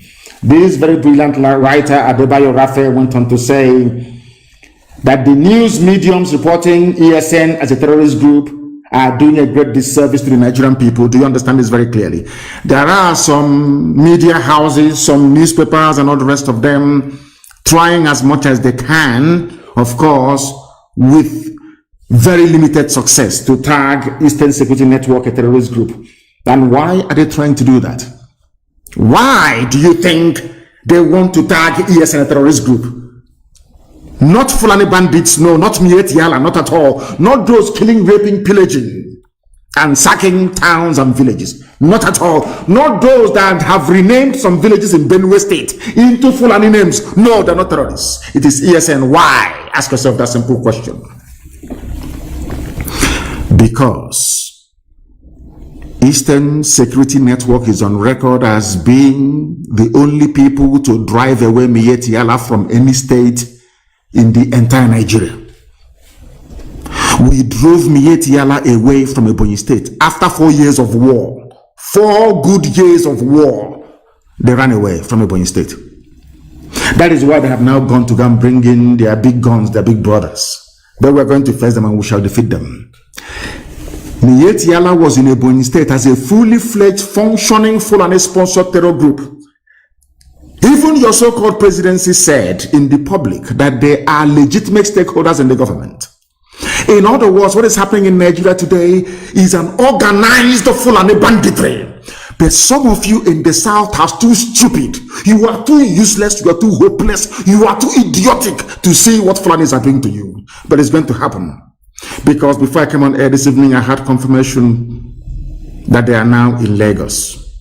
That was what they were trying to cleverly disguise as IPOB attack on Lagos. I want to let you understand. If I tell you the terror group in Lagos, you will marvel. But we know we have their intel, and I'm going to give it to you this evening as we proceed. They are trying to get you to tag ESN a terrorist group. Why? Because we defeated Miet Yala in the East. We rendered them useless. It was because of the work that Eastern Security did in the past, is doing now, and will continue to do. That is the reason why the Southern governors came together in Asaba only last week to announce a ban on open grazing, to try for the very first time in their lives to confront head-on this Fulani Islamic hegemony. As a result of the bravery and sacrifice of Eastern Security Network men and women. Without ESN, by now all of you would have been, it would have been over for all of you. By now, without this IPOB, all of you would have been gone. You see, I told you before that there is a method to our madness. We proceed very, very gingerly and cautiously, trying to take our people with us every step of the way, but above all, their understanding of the very perilous times that we are living in. These are the things you must calm down to educate yourself, because sometimes our people are always in a hurry. They're always in a hurry. In the process, they fail to factor in every variable that will enable them, or that should enable them, to understand the tactics of the enemy. Most of you don't understand the way the Fulanis operate, but we do. That is why we have been able to predict every of their move. This very person is telling us that anybody saying that ESN is a terrorist group wants you to become weak, wants you to become the oppressed inside Nigeria. What IPOB is doing is to defy oppression, is to confront evil face to face. We have paid very dearly for it, and we are still paying for it. But the sacrifices we are making is to ensure that the generations to come after us cannot endure this level of oppression, this level of humiliation.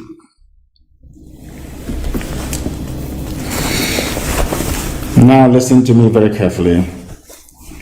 What the Fulanis are doing, according to this writer, Adebayo Raphael, by attempting to tag ESN a terrorist group, is to tell every Nigerian that you can never be free. That freedom means being targeted and killed by the Nigerian state. He He went on to say, but I reject that. We cannot be free and not be free. In other words, if you decide to cage the people, they must rise up one day to agitate. He went on to remind us very, very simply that on 30th of May 2016, about 1,000 women, men, and children were peacefully marching to commemorate the killing of roughly, he said 2 million, of course, it's not 2 million, it's 5 million Biafrans that were killed between 67 and 1970 by the Nigerian state and their British allies. They were on the receiving end of a very terrible, inhumane terrorist blitzkrieg, that was what they called it, by the Nigerian security forces under the malefic orders of Buhari at that time when he was still alive. On that very day, a report by Amnesty, which all of you have, have all forgotten, of course. A report by Amnesty International confirmed that no less than 150 peaceful Biafran commemorators were shot and killed, at least 70 of them injured as a result of attacks over 2 days by Nigerian army and police. All of you have all forgotten because you're black people. He went on to enumerate that this series of massacre of IPOB people were intended to put fear into us. They were intended to make us bow before the Fulani Caliphate so that others may become amenable to the rule of the Janjaweed. But because IPOB stood strong despite all the things that we went through, that is the reason why people, especially from the south and to an extent from the north, from the middle belt, are now beginning to rise up to say that enough is enough due to all those sacrifices. My father went into it as well and was sacrificed. So was my mother. My men died defending me in my house. This very article went on to enumerate in great detail every illegal activity brought upon the people of Biafra by the Nigerian state that some of you seem to have forgotten. He went on to say that no Nigerian signed a contract of human rights violations and enforced disappearances. They are kidnapping people today, selling their parts to the Chinese. In other words, if you go to China now and you order penis wonton soup, you will see the penis of young men from Biafra land in your bowl of wonton soup in China. Right now as we speak, the kidnapping, the disappearances are going on, nobody's talking. Any day we react to it, all of you fools from the south and to an extent from the middle belt will be shouting and writing your usual rubbish. Now that extrajudicial disappearances and enforced killings are going on, now right now in our land, nobody's talking. The day we react, all of you will start jumping up and down. And I will come to the brain of the black man later on, because I have something in store for you this evening, at least to help clear up all those cobwebs that makes you, should I say, predisposed to stupidity and mind control by people you should be controlling instead. The Fulanis have come to take over our land. And we have said to them that they're not going to do it. We are not going to allow them to do it. Not now, not tomorrow, not ever. And the sooner they understand this, the better for everybody. Because one thing that the Janjaweed must bear in mind is this, is that this very generation of IPOB, we're not going to allow it. And I want, you can call me a terrorist, you can write all the junk you like. I want, you see, the Fulanis are very clever. Before they came, they used to rely on Yoruba media houses to do the dirty work for them. But as the Yoruba media houses were doing the dirty work for them, and of course some Igbo media houses as well, like some newspaper, they went back and created their own. Some of you didn't know there was a newspaper called the New Nigerian Newspaper in those days, trying to trumpet the position of the North, or should I say the Arewa Core Sharia North. Today they have the Daily Trust and they have Premium Times doing a very beautiful job for them. Their job is to assuage you. They are the ones that will come and inflict injury and pain on you. They are the ones telling you, oh, don't worry, it will be better, you will get healed. They will never tell you that the person beating you will ever stop beating you. No, they will tell you, oh, don't worry, it's not only pain. After a while, you get over it. I want the likes of Audios or Carlo, all these Efulefus to understand what I'm saying this evening. You people have placed our lives in danger. Because of you, that is why all these killings are going on. all over the place by the Fulani. Because of you, those of them in the West like Tinubu, Obasanjo, and all the rest of the fools over there. Because of you, that is why this evening, as I'm right here on air preaching, Yoruba people are paying ransom to go to their farms to go and farm in Yoruba land. The media will not report it. The same way they will not report how many soldiers they have lost so far. That is their new game plan. But in Biafra land, they will keep dying. That I assure them. Kidnap all you like. Intimidate all you like. Oppress all you like. But let me tell you something you don't quite understand. We are involved in a nationalist pursuit. We are pursuing the freedom of our land. And it can never stop. I want Fulani to understand this very clearly. Understand it very, very clearly. We are not going to stop. Not today, not tomorrow, not ever. If you have come to our land to kill us, you are going to die there. That I can assure you. I am not perturbed by the tag of terrorism, by the tag of you're proscribed, the proscribed, outlawed IPOB, a human being in Nigeria who is suffering, a journalist who is suffering, a media house that understands the pain, the suffering, the anguish, the torment that the people are going through every day is writing this junk on a daily basis. And the Fulani Janja, they're all going to find you. They will find you. Do you know that people are being kidnapped in Aba by the Nigerian army sent to Sokoto? They are now demanding ransom. A man paid 6 million naira only 4 days ago to have the wife, his second wife, released to him that was taken to Sokoto. Are you sure you people don't actually understand what is happening around you? We are in a state of war. They've not declared it, but we are in a state of war. Nelson Mandela was called a terrorist. Yes, Nelson, go and do your research because everything I tell you is gospel. Nelson Mandela was tagged a terrorist. Oliver Cromwell, that brought a semblance of the rule of the people. The reason why in England you have the House of Commons today, that the power resides with a commoner, a prime minister, like Boris Johnson, is because of Oliver Cromwell. Are you listening to me very carefully? The reason why the House of Common People in England is the strongest house you have, not the House of Lords. They are the ones that make the laws. The reason why in England today, somebody who is not either a landed gentry or somebody who is not from the royal family or somebody who is not titled, like an earl, a lord, a viscount, is not the prime minister, is because of a man called Oliver Cromwell, an Englishman. He too was called a terrorist. So too was George Washington.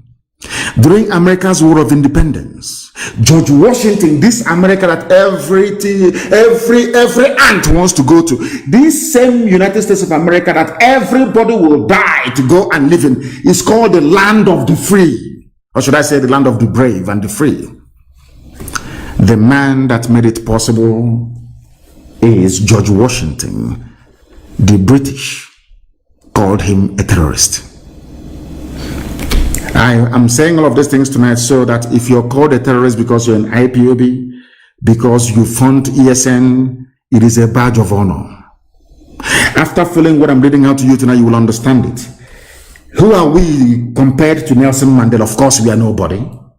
But he was called a terrorist. It didn't stop him.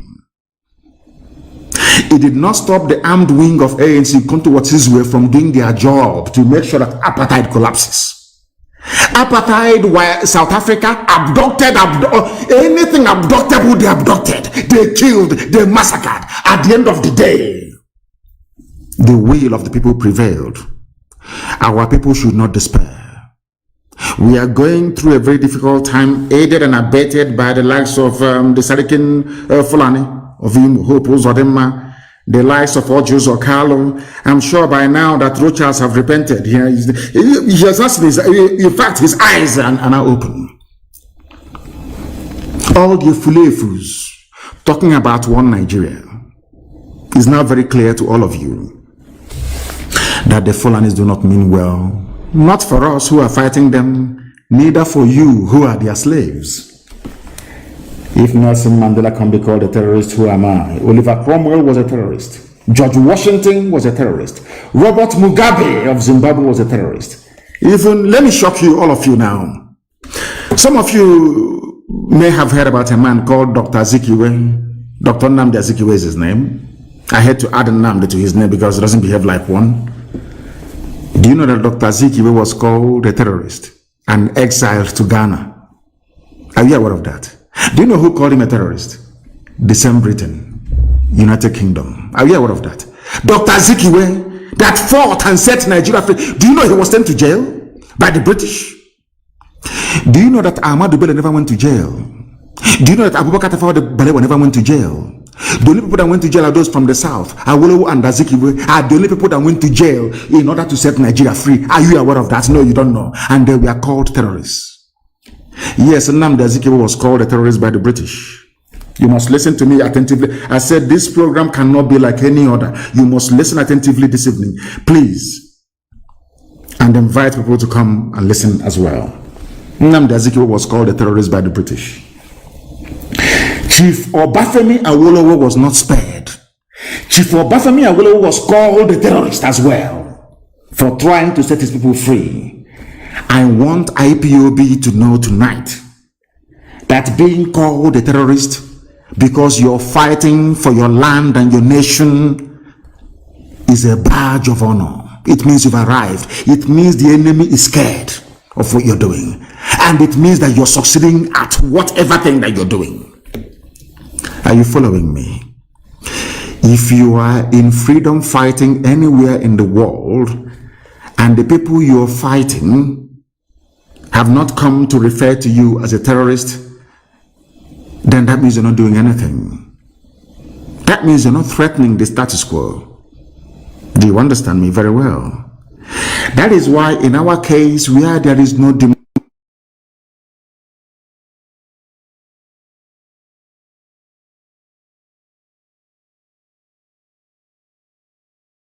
very clearly, please. Awolowo was also a terrorist.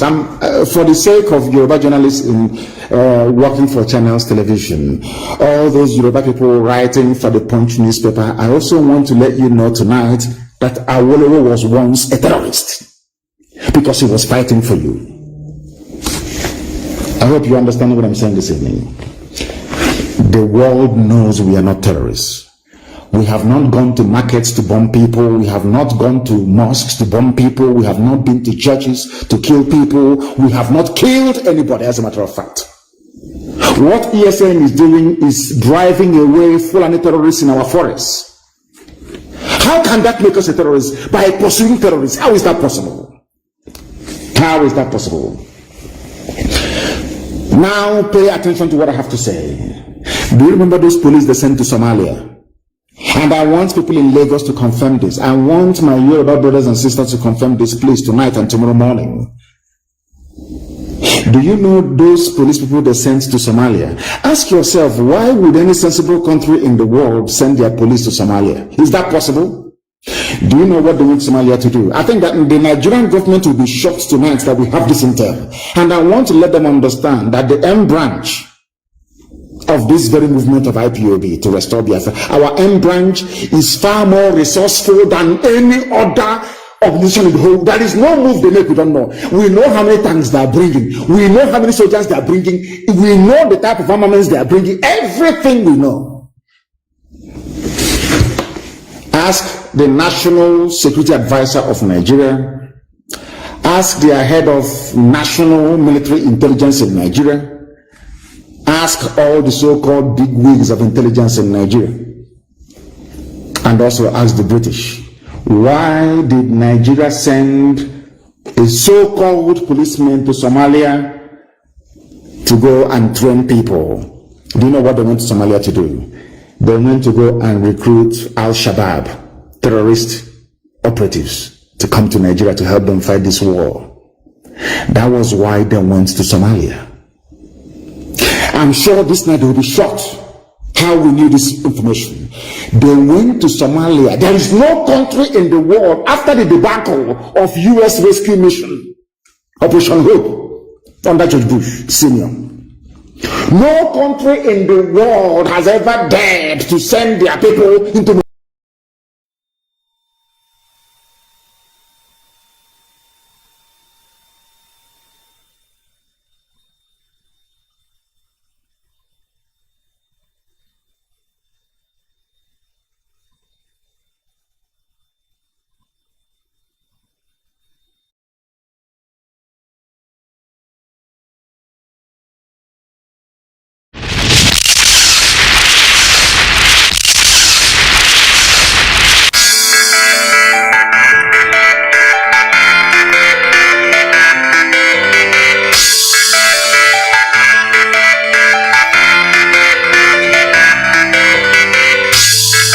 Radio Biafra. We saturate the whole of Biafra land. Wherever you are, just touch the dial 102.1 FM. Olu, Owerri, Enugu, Anambra, Abakaliki, Nsukka, Asaba, and many more. Radio Biafra. We got you covered. Radio Biafra, the first and the last.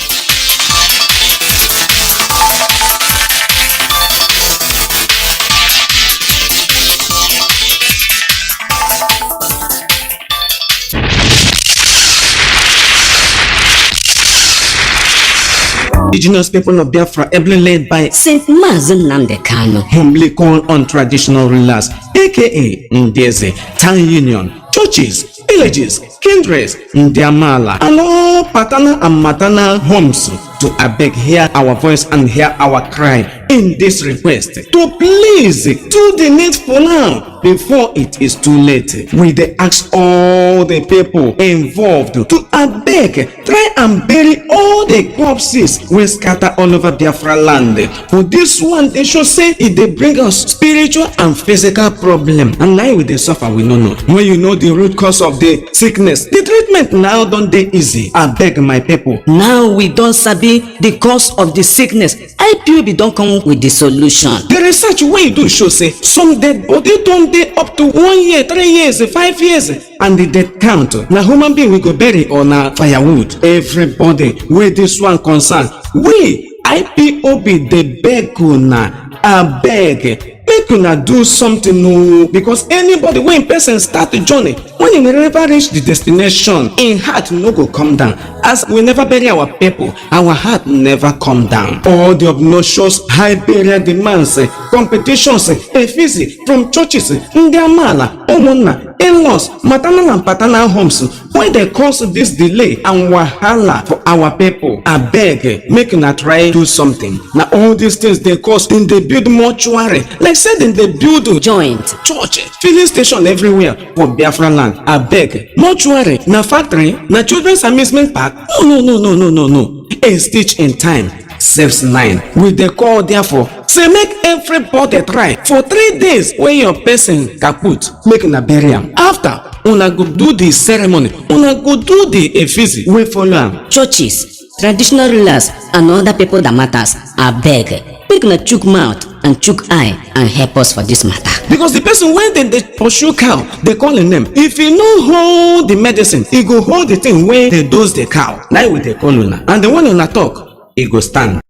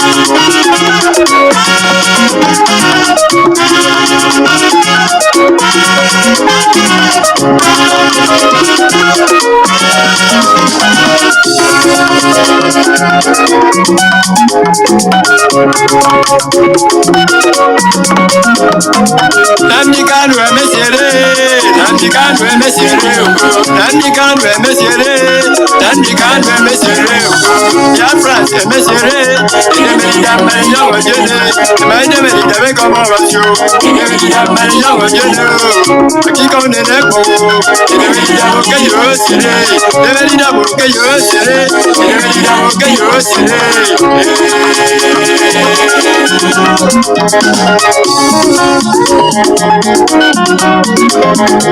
Itajemye yosire, akiko neneko, ejo Biafra soromiyo, okoromiyo nyine soromiyo, leverida boke yosire, leverida boke yosire, leverida boke yosire.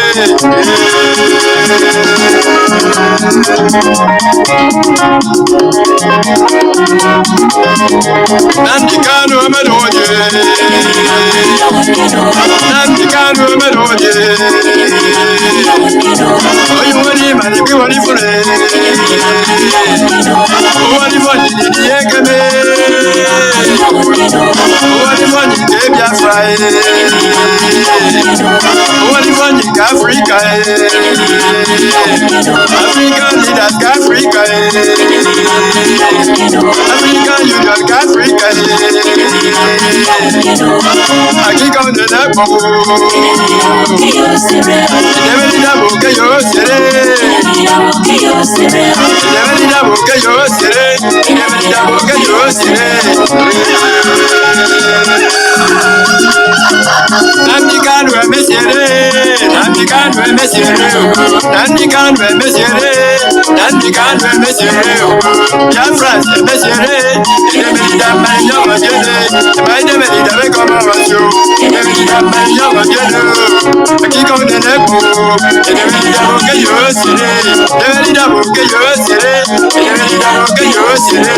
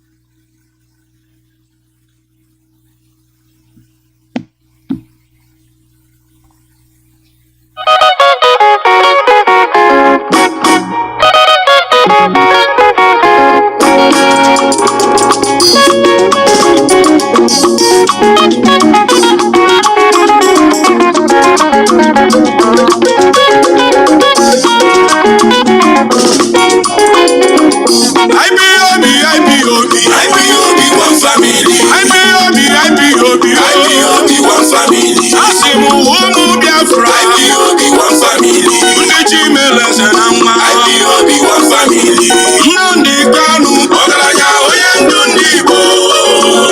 Ọhamadike anyị kwụ oge n'azụ. Ọhamadike anyị kwụ oge n'azụ. Mbakara ya ma ọsọ ya na.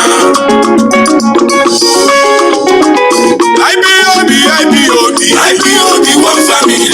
IPOB, one family.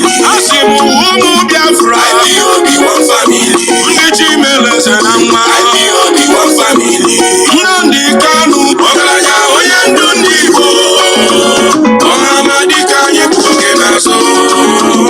Ọhamadike anyị kwụ oge n'azụ. Mbakara ya ma ọsọ ya na. Uche Madike Finga na-abịa m ọsọ. Madike Finga na-abịa m ọsọ. Ụmụ mkpọrọ okwe na-abịa m ọsọ. Ụmụ Chineke na-anụgo. Ụmụ ekweli na nkwa na-anụgo. IPOB na Amerika. Biafra bụ kanyo. IPOB na Europe. Biafra bụ kanyo. IPOB na Asia. Biafra bụ kanyo. IPOB na Africa. IPOB n'ụwa niile. Ndị nọ na n'Igbo, ndị nọ n'obodo anyị, unu ka bụ na lekwe ndị ọma.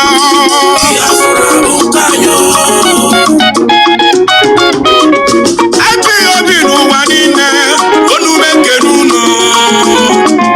Asị m onu mekere unu.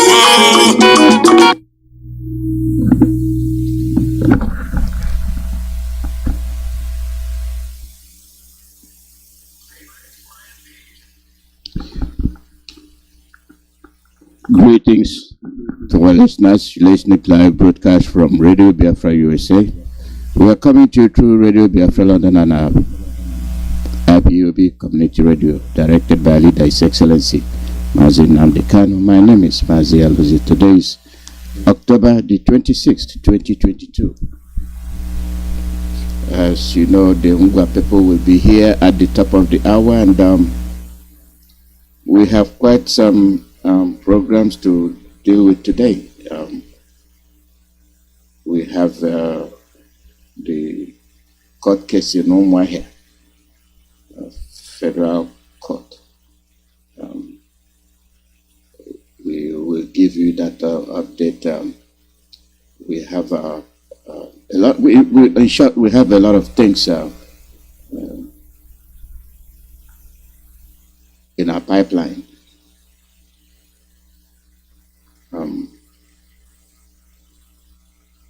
Let's see. It is very funny. It is very funny when I don't want to tell you what is funny, but it is very funny. It is very funny.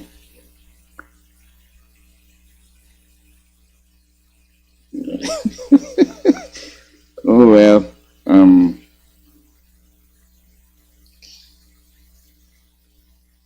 Let's continue on. It is very funny.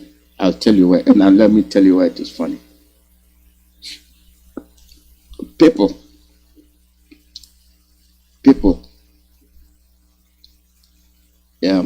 when we talk about people, we have many references to make. And it is these people that make our community and our world. When we descend on Nigerian journalists, especially those that bear Biafran names, it seems like they are doing eye service, and they can never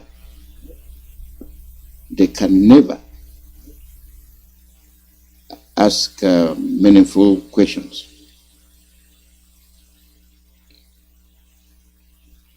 Never.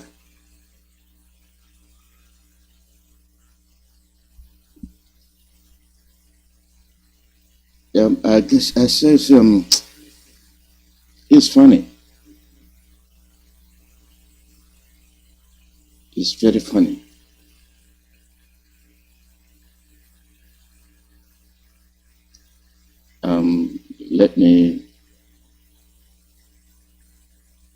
Let me get you what else.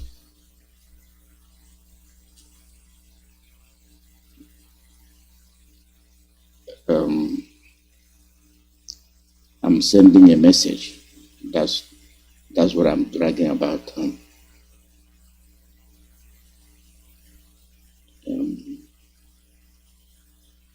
Something came up, so I have to respond.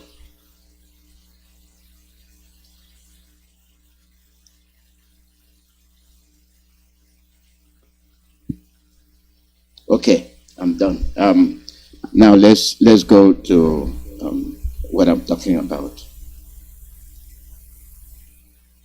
People are funny. And when I say people are funny, they are very funny.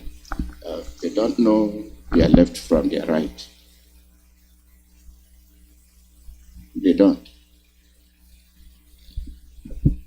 You is when they do things that we look at them as if they don't know the right from wrong. They all know. They all know.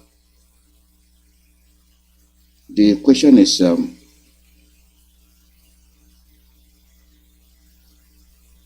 how do we handle that? How do we handle that? This is governor of Imo State. Our problem is such that we boast, we flourish on inappropriate behaviors. We think we have arrived. This is all of you listen to him, and the subsequent one I will introduce. That is PDP will allow we now APC.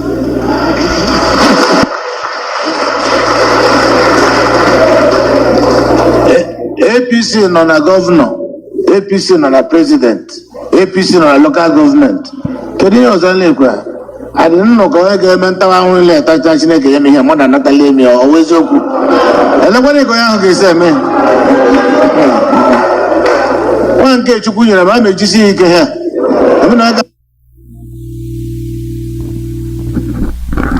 People were there.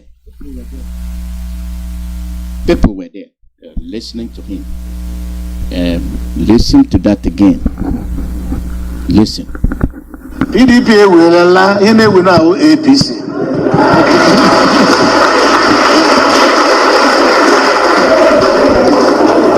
APC non a governor, APC non a president, APC non a local government. Can you understand? I didn't know government will let touch here more than Natalie me always so good. And nobody going to say me. One get you good, I'm a GC here. Did you get the message? This is somebody that was imposed on the people of Imo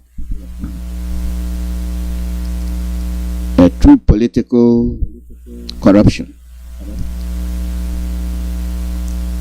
and aiding of the Fulanis. He was imposed on Imo people by the Fulanis, and he is bragging about it. And one thing that gets to me is our people, when something is happening, we cannot say no. There is no engine of rebellion. There is no engine of obstinacy. Say it will not happen, we are not coming. As long as you, like when somebody is doing something bad and you support and you laugh over it, that person will continue to do what he's doing because he feels he's right. After all, I'm being supported. After all, nobody is pursuing me. Likewise, the government of Nigeria, just doing whatever they want to do, and there's no opposition, no resentment. They continue to do what they're doing, and then in the back, you're complaining. Why are you complaining in the back? Why don't you come up front and say no? You unanimously say no. You encourage the president to say, okay, I'm not doing right. What do I have to do? He does something, he's encouraged. That means he's doing right. If you encourage him, why do you come to the back to come and complain? That means you're a coward. You are not truthful to yourself. Is this new? It's not new. That is the trend. Look at other countries. When they want to oppose the government, they unanimously oppose the government. It's not an individual thing, which even Mazi Nnamdi Kanu single-handedly stood up and said no. How many is supporting Mazi Nnamdi Kanu? Only the Biafrans. Now other regions have started seeing what he's been saying, and now they're talking. Why did it take so long? Now you have the judiciary that took up the matter. We've been hammering on them. Why not act like you have a government? Why not act like you're the one with the law of the land? You let single individual play with you. You remember him when he was just snatched out, fished out, and then another person imposed the legal division in turmoil. Mazi Nnamdi Kanu today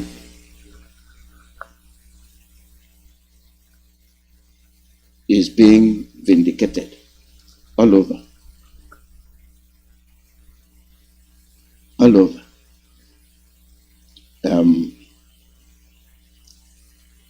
It is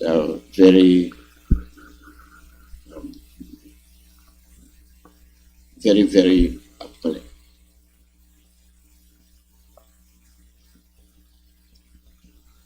Very, very appalling. You see, when we want to do something, let's unanimously do it and stand by what we're doing. And when we stand by it and speak as a people, we will prevail. You listen to Zadema. People just, like I mentioned about the news anchors from the zoo. You heard those Zadema. I played you how he boasted what has been given to him. It was given to him single-handedly over the interest of the people of Imo. What the people of Imo desire doesn't count. What Uzodimma desires is what counts. And that's what they gave to him. And miraculously, he boasted and they clapped for him.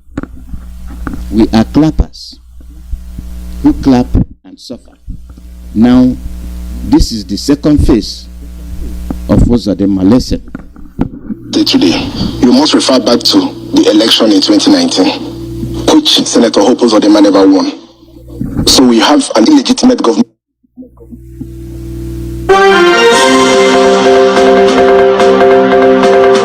For you to make sense of what is happening in Imo State today, you must refer back to the election in 2019, which Senator Hope Uzodimma never won. So we have an illegitimate government in Imo State. For instance, in the build-up to the 2019 governorship election, there were three major outings that the governorship candidates undertook. One was the debate organized by BBC. Two was another debate organized by Imo community in Europe at Rockview Hotels. And the third was the one organized by Imo Elders Advisory Council. Senator Hope Uzodimma never participated in any of those debates. He was never seen in any campaign rally. He never participated in the election, and he deservedly came distant fourth in the election. And unduly, the Supreme Court imposed him on Imo people.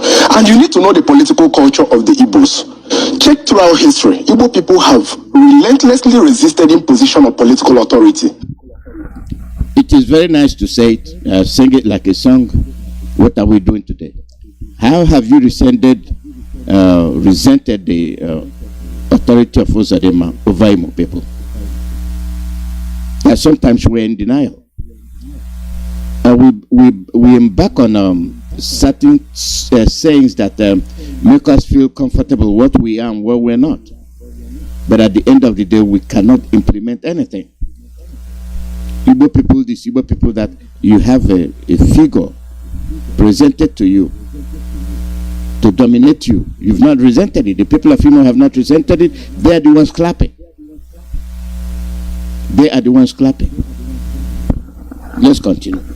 You know about the Ikumeko uprisings of Anioma people. You know about the Aro wars against the colonial masters. You know about the Aba women riot. They were all efforts and attempts by Igbo people to express themselves. They are naturally and they are unrepentantly democratic, acephalous, and Republican.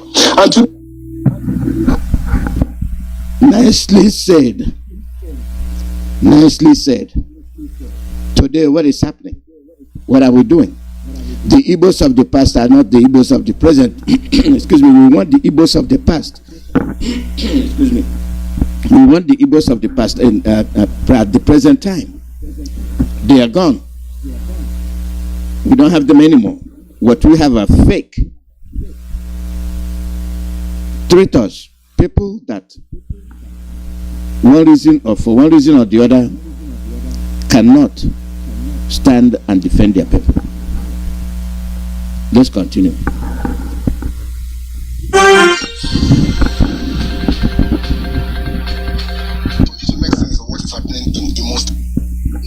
In the last 1 month by Governor Hope Uzodimma. No, you see, why you say this, man? Thank you very much. Because when you get to Imo, the sum total of I'm coming to. How did you get that figure? Thank you so much. Masters, you know about the Aba Women riot. They were all efforts and attempts by Igbo people to express themselves. They are naturally and they are unrepentantly democratic, acephalous, and Republican. And today in Imo, you have a government that never came through the ballot. You have a government that the people never elected. Therefore, the umbilical cord, the symbiotic relationship that should exist between the government and the people is totally absent. That is one of the situations. Also, in view of the imposition of Senator Hope Uzodimma as governor of Imo State, he has not justified the mandate which he got through the courts. For instance, let me shock you. Imo State in the last 31 months has gotten a total of 631.4 billion naira. This is a sum total of. I'm coming to. How did you get that figure? Thank you so much. The fact allocations to the states about 153 billion. Allocations to the local government 127 billion. IGR 31 billion. You have the 13% derivation in view of the oil we have in Imo State, which is almost about 29 billion. And other interventions, about 90 billion, that's the SDGs and the UPEC.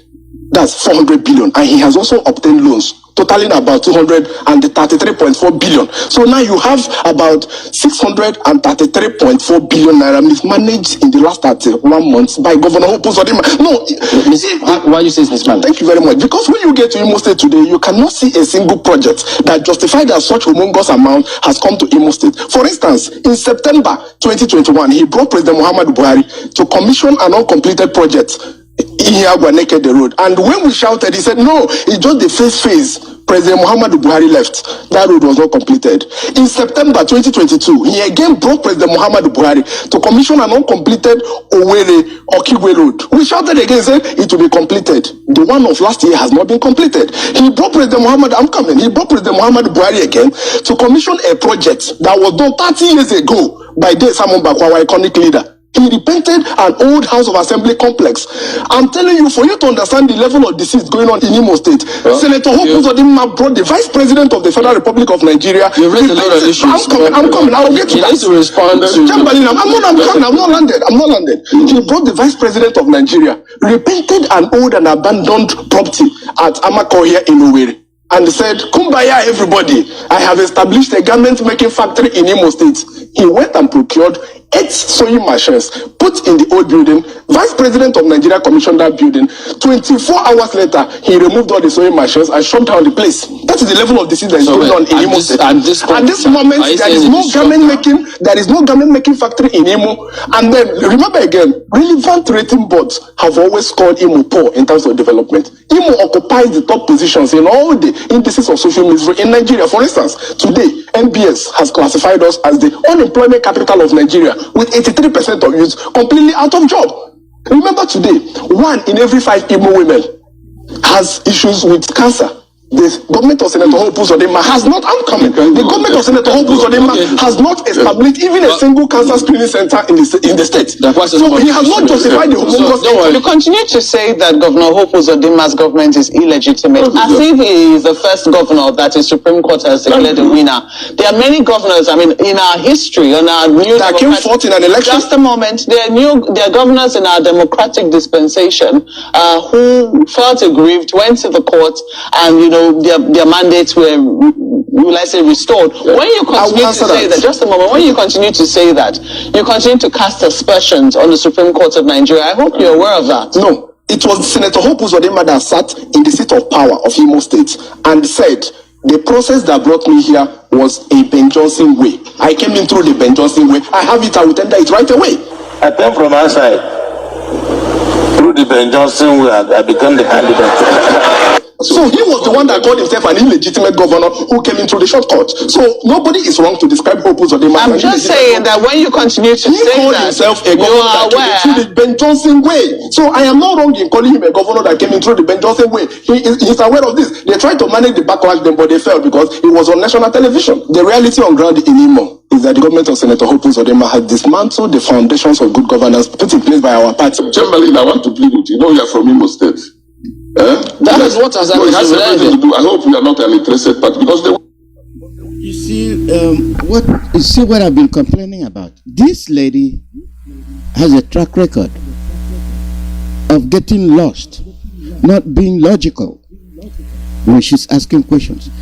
The evidence is there, the proof is there, and she's not trying to project the correct analysis. And now she's trying to defend the Supreme Court, which is not what she's hearing. The guy openly said from Uzodimma's mouth, he was imposed. And before this clip, you had Uzodimma telling you it was given to him. It was handed over to him and he will not let it escape. Listen again. Listen again. It's very painful. Even a single cancer screening center in the state. So he has not justified the homogeneous. You continue to say that Governor Opus Odimma's government is illegitimate, as if he is the first governor that the Supreme Court has declared a winner. There are many governors, I mean, in our history, in our new that came forth in an election. Just a moment. There are governors in our democratic dispensation who felt aggrieved, went to the court, and their mandates were, will I say, restored. When you continue to say that, just a moment, when you continue to say that, you continue to cast aspersions on the Supreme Court of Nigeria. I hope you're aware of that. No, it was Senator Opus Odimma that sat in the seat of power of Imo State and said if you actually follow this lady, she's trying to demonize the guy. That is not respecting the Supreme Court, even if the Supreme Court is wrong. She is supposed to be saying the Supreme Court is wrong. But you see how she is telling the Supreme Court that did wrong. That's what I mean by journalism in the zoo is dead. Especially the people they put there that cannot analyze something and then say exactly what they're supposed to say.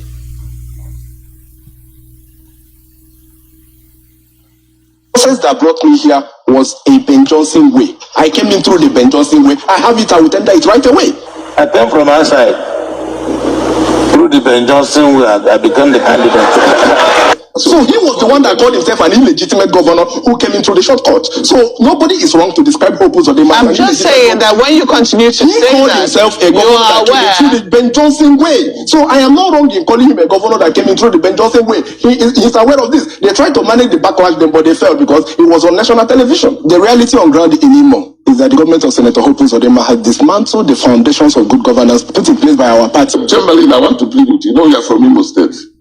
That is what has happened. It has everything to do. I hope you are not an interested party because the way you are interjecting and interrupting me. Well, for the honors of that, Mr. Benova, he has leveled. And you won't allow me to talk. Why? Because why would you allow me to address the issues? No, I'm addressing the issues. You don't tell me whether I'm addressing the issues or not. I can tell you that. No. If we ask you a question, you have to answer it. I'm not in the school.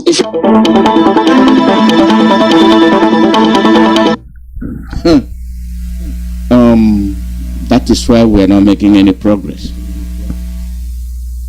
When it comes to us, ourselves, we have the strength. We have the power to challenge.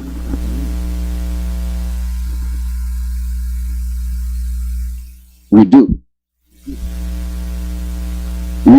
We debate ourselves and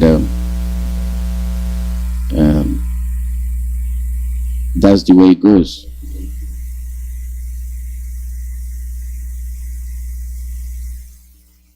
It is very, very disappointing.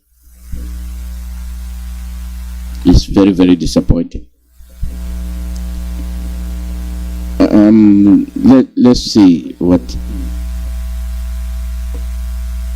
we have up our sleeves. Many things are happening. Many things are happening. This clip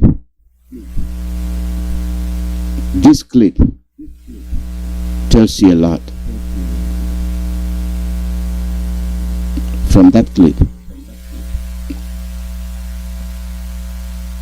what do we do? And how do we handle it? How do we handle it? The cancer rate in Imo is very high. What is the cause? They are not going to tell you. You don't have a research center. You don't have an exclusive clinic, a laboratory that can analyze, see what is happening in Imo. Is it just in Imo? In Biafra land, cases that you don't normally hear about women, breast cancer and all that, right, is becoming very common. Is it the land? Is it the food? Is it the water? There's no study as to way to determine what is happening to the people of Imo, the women.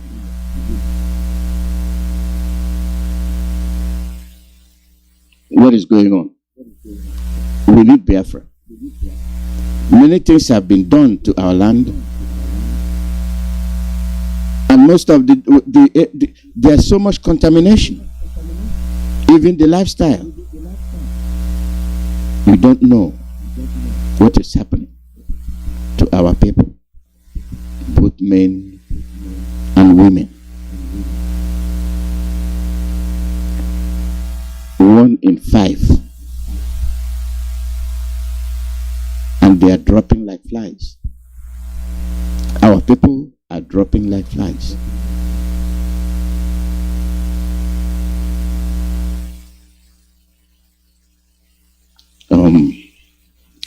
There was a decision. I'll give you an update from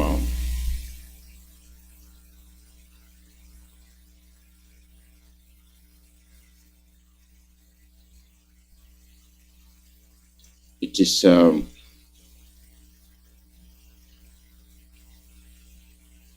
is what we brought to ourselves. Things that we know are not right. We must oppose it. We must stand and say no.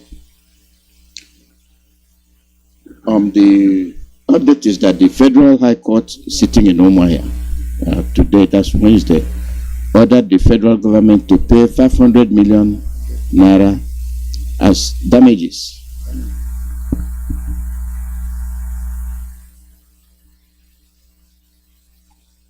As damages to the leader, to our leader, Mazi Iyke, for forcefully abducting and renditioning him from Kenya in June last year. In conjunction with that decision, this was decided by Justice Evelyn Anyadike. She declared that Kanu's extraditional rendition from Kenya as illegal and a gross violation of his fundamental human rights. He challenged the abduction and the extraordinary rendition, and the court ordered that Kanu should be sent back to Kenya, where they got him from.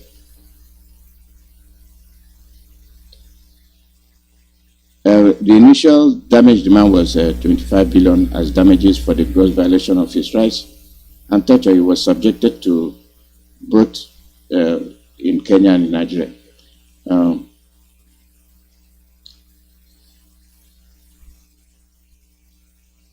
The lawyer, the federal court argued that the matter had already been entertained by the Abia High Court, and that he said incident did not occur within the jurisdiction of the court.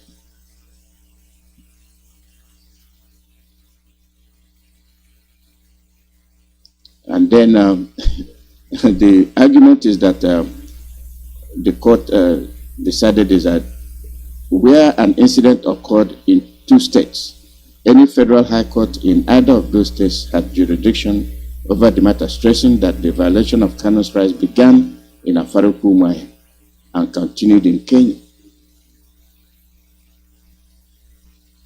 That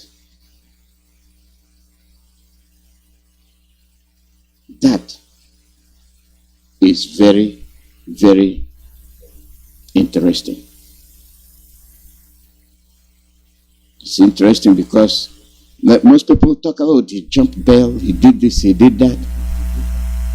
His problem started from Umuahia. When the troops waged war in a family, the Nigerian troops waged war in a family. They descended on Kanu's family. That is how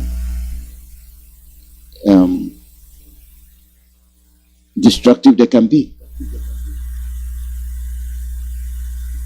We can't send the police. No, we will bring the army and the armored vehicles.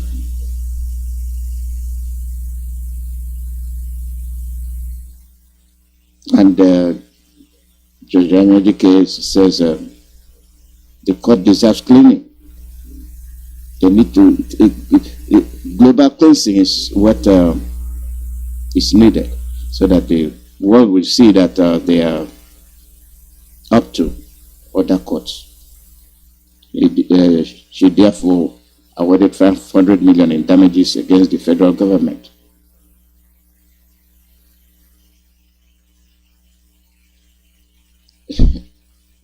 The federal government had no representation in the court, so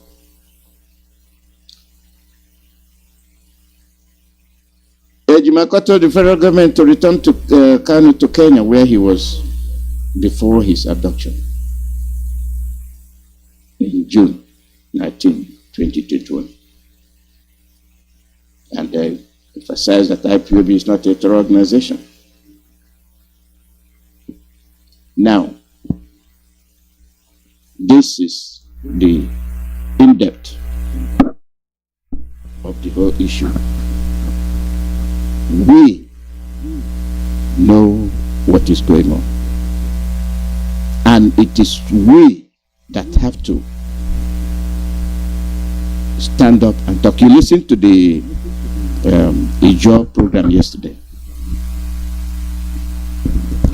There are many things, you see, when we play these clips to tell you the state of mind of the people we are dealing with. They have on no condition expressed their willingness to entertain you.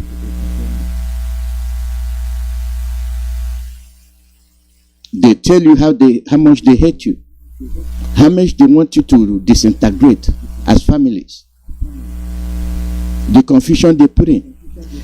And let me go back to the cancer rate in Imo. People will think it is a joke. You see what those politicians were talking about. People will just brush it aside.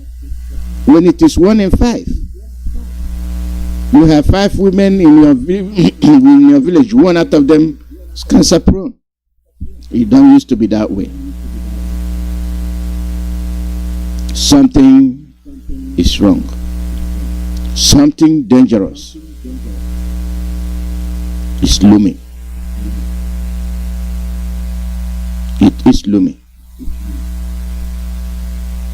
And when we don't have the facilities to take care of them, we are going to lose enormous population of our women. The men, we've not studied. They have not revealed. See how the politicians dupe you. APC. And these are the killers.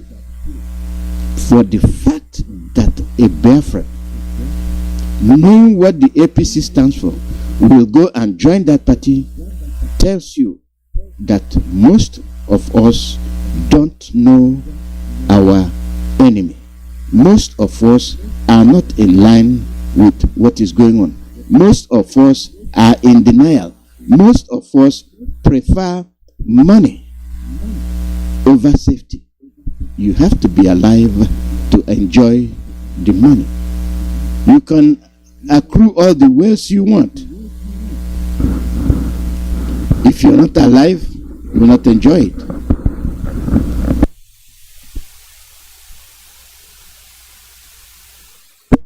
If you are not alive, you don't stand a chance.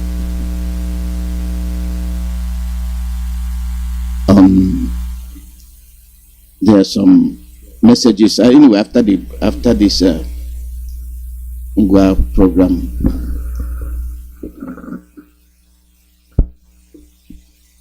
you come on.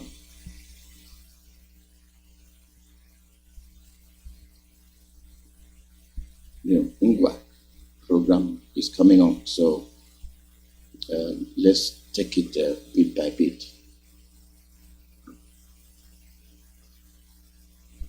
It is the way we are going. Today is Wednesday, so you know what's up.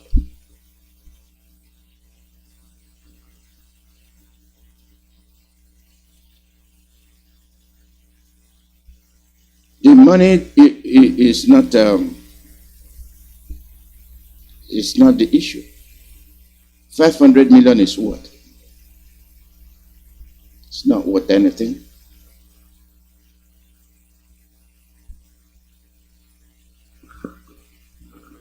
$500 million is not worth anything.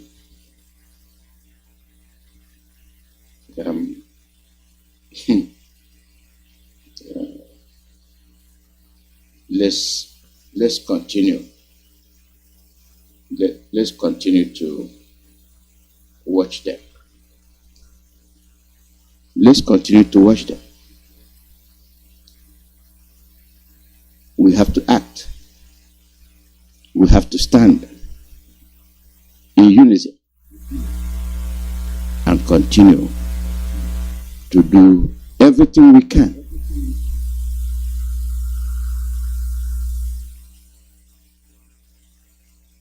we must do everything we can to show that we are up to the task. We are matured. We understand. We can stand the test of the time. When we make reference to the Igbos of the past, those that are aware, those that know who they are. Mazi, welcome, and go ahead, and you got my message, so go ahead. Welcome.